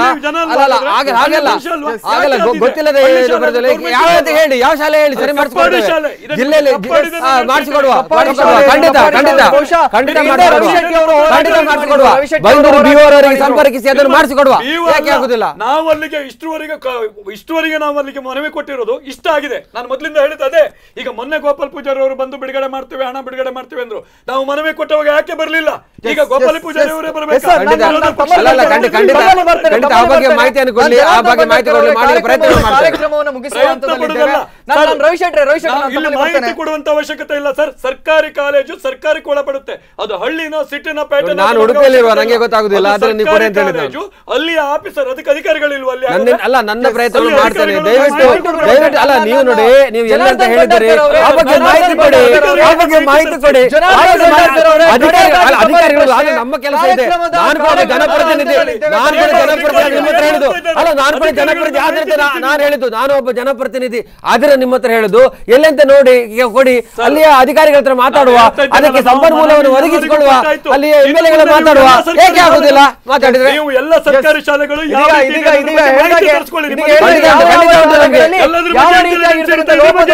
ಅನ್ನೋದನ್ನ ಅವರು ಈಗಾಗಲೇ ಶಿಕ್ಷಣಾಧಿಕಾರಿಗಳಿಗೆ ಮನವಿಯನ್ನು ಸಲ್ಲಿಸಿದ್ದಾರಂತೆ. ಸಾಧ್ಯವಾದ ಕಾಪಿಯನ್ನು ಜನಾರ್ದನ್ ಭಂಡಾರ್ಕರ್ ಅವರು ಕೈಗೊಳ್ಳಬೇಕು ಅಂತ ಕಾರ್ಯಕ್ರಮವನ್ನು ಮುಗಿಸುವ ಹಂತದಲ್ಲಿದ್ದೇವೆ. ಇವತ್ತು ಅನೇಕ ವಿಚಾರಗಳನ್ನ ಚರ್ಚೆ ಮಾಡಿದ್ದೀರಾ. ಒಟ್ಟಾರೆಯಾಗಿ ಒಂದೊಂದು ಸತ್ಯ, ತಾವಿಬ್ಬರು ಕೂಡ ಸರ್ಕಾರಿ ಶಾಲೆಯ ಬಗ್ಗೆ ಕಾಳಜಿಯನ್ನು ವಹಿಸಿದ್ದೀರಾ. ರವಿಶೆಟ್ಟಿ ಅವರೇ, ತಮ್ಮ ಹೋರಾಟವು ಕೂಡ ಈ ಶಾಲೆಗಳ ಕುರಿತಾಗಿ ಕೂಡ ಆಗ್ತದೆ ಅಂತ ನಾವು ಎಣಿಸಿದ್ದೇವೆ. ಖಂಡಿತವಾಗಿಯೂ ಸರ್, ನಾನು ಈ ಒಂದು ಮಾಧ್ಯಮದ ಮುಖಾಂತರ, ಯಾಕಂದ್ರೆ ನೀವು ಒಂದು ಉತ್ತಮವಾದ ಒಂದು ಕಾನ್ಸೆಪ್ಟ್ ತಗೊಂಡಿದ್ದೀರಿ, ಬಹಳ ಖುಷಿ ಆಯ್ತು. ನಮ್ಮ ಜನಾರ್ದನ್ ಭಂಡಾರ್ಕರ್ ಅವರು ಕೂಡ ಒಂದು ನಾನು ಗಮನಿಸಿದ ಹಾಗೆ ಅವ್ರ ಹತ್ರ ನಾವೀಗ ಯಾಕೆ ಮಾಡ್ಬೇಕಂದ್ರೆ ಒಂದು ಸರ್ಕಾರದ ಒಂದು ಭಾಗವಾಗಿ ಬಂದಿದ್ದಾರೆ, ಆದ್ರಿಂದ ನಾವು ಚರ್ಚೆ ಮಾಡಬೇಕಾಗಿದೆ. ಅವರು ಕೂಡ ಒಂದು ಉತ್ತಮವಾಗಿ ಇದ್ರ ಬಗ್ಗೆ ಗಮನ ಹರಿಸಿ ಆ ಶಾಲೆ ಯಾವುದೇ ರೀತಿಯ ಒಂದು ಹಾಸ್ಪಿಟ್ಲಿಗೋ ಅಥವಾ ಅದು ಬೇರೆ ಇದಾಗದೇನೆ ಅದರ ಇತಿಹಾಸಕ್ಕೆ ಒಂದು ಕಪ್ಪು ಚುಕ್ಕಿ ಬರದ ರೀತಿಯಲ್ಲಿ ಒಂದು ಸ್ಮಾರಕವೋ ಅಥವಾ ಇನ್ನೊಂದು ಶಾಲೆಯೋ ಉತ್ತಮ ರೀತಿಯಲ್ಲಿ ನಡೆಯಲಿ. ಅಲ್ಲಿ ಓದಿದ ಎಲ್ಲ ಹಳೆಯ ವಿದ್ಯಾರ್ಥಿಗಳು ದಯವಿಟ್ಟು ನೀವು ಒಂದು ಉತ್ತಮವಾದ ಒಂದು ಸ್ಥಾನದಲ್ಲಿ ಹಳೆಯ ವಿದ್ಯಾರ್ಥಿಗಳೆಲ್ಲರೂ ಇವತ್ತು ಒಗ್ಗೂಡಬೇಕಾಗಿದೆ. ಅದರ ಜೊತೆಯಲ್ಲೇ ಮಕ್ಕಳು ಬಂದರೆ ನನಗೆ ಖುಷಿ ಇದೆ. ಅದನ್ನ ಆ ಶಾಲೆಯನ್ನು ಅಭಿವೃದ್ಧಿ ಪಡಿಸಲಿಕ್ಕೆ ನಾನು ಪ್ರಯತ್ನ ಮಾಡ್ತೇನೆ. ಎಸ್ ತಾವಿಬ್ರು ಕೂಡ ಪ್ರಯತ್ನ ಮಾಡ್ತೀರಾ ಅಂತ ಹೇಳ್ತಾ ಇದ್ದೀರಾ. ನಮ್ಮೊಂದಿಗೆ ಕಾರ್ಮಿಕರ ಪರವಾಗಿ ಹೋರಾಟಗಾರರು ಇದ್ದಾರೆ, ಸರ್ಕಾರದ ಪರವಾಗಿ ಸಂಪನ್ಮೂಲ ವ್ಯಕ್ತಿ ಇದ್ದಾರೆ. ತಾವಿಬ್ರು ಪ್ರಯತ್ನವನ್ನ ಮಾಡಬೇಕು. ಕಾರ್ಯಕ್ರಮಕ್ಕೆ ಆಗಮಿಸಬೇಕಾಗಿ ಧನ್ಯವಾದಗಳು. ಒಂದು ವಿಚಾರ ಅಂತೂ ಸತ್ಯ, ಇವತ್ತು 35,000 ರೂಪಾಯಿಗಳ ಫೀಸ್ ಅನ್ನು ಕಟ್ಟಿ ಸಾಲ ಮೂಲ ಮಾಡಿ ಮಕ್ಕಳನ್ನ ಪ್ರೈವೇಟ್ ಶಾಲೆಗಳಿಗೆ ಕಳಿಸ್ತಾ ಇದ್ದಾರೆ. ಲಕ್ಷಗಟ್ಲೆ. ಆದ್ರೆ ಅಲ್ಲಿ ಪೇರೆಂಟ್ಸ್ ಗಳ ತಪ್ಪು ಅಂತ ಹೇಳುವುದಕ್ಕಿಂತಲೂ ಸರ್ಕಾರದ ತಪ್ಪು ಕೂಡ ಇದೆ. ಸರ್ಕಾರಿ ಶಾಲೆಯನ್ನು ನೀವು ಎಲ್ಲಿವರೆಗೆ ವ್ಯವಸ್ಥೆಗಳನ್ನ ಸರಿಯಾಗಿ ಮಾಡುವುದಿಲ್ಲೋ ಅಲ್ಲಿವರೆಗೆ ಈ ಸಮಸ್ಯೆಗಳು ಕಾಡ್ತದೆ. ನಿರಂತರ ಸುದ್ದಿಗಳಿಗಾಗಿ ನೋಡ್ತಾ ಇರಿ ಸ್ಪಂದನ.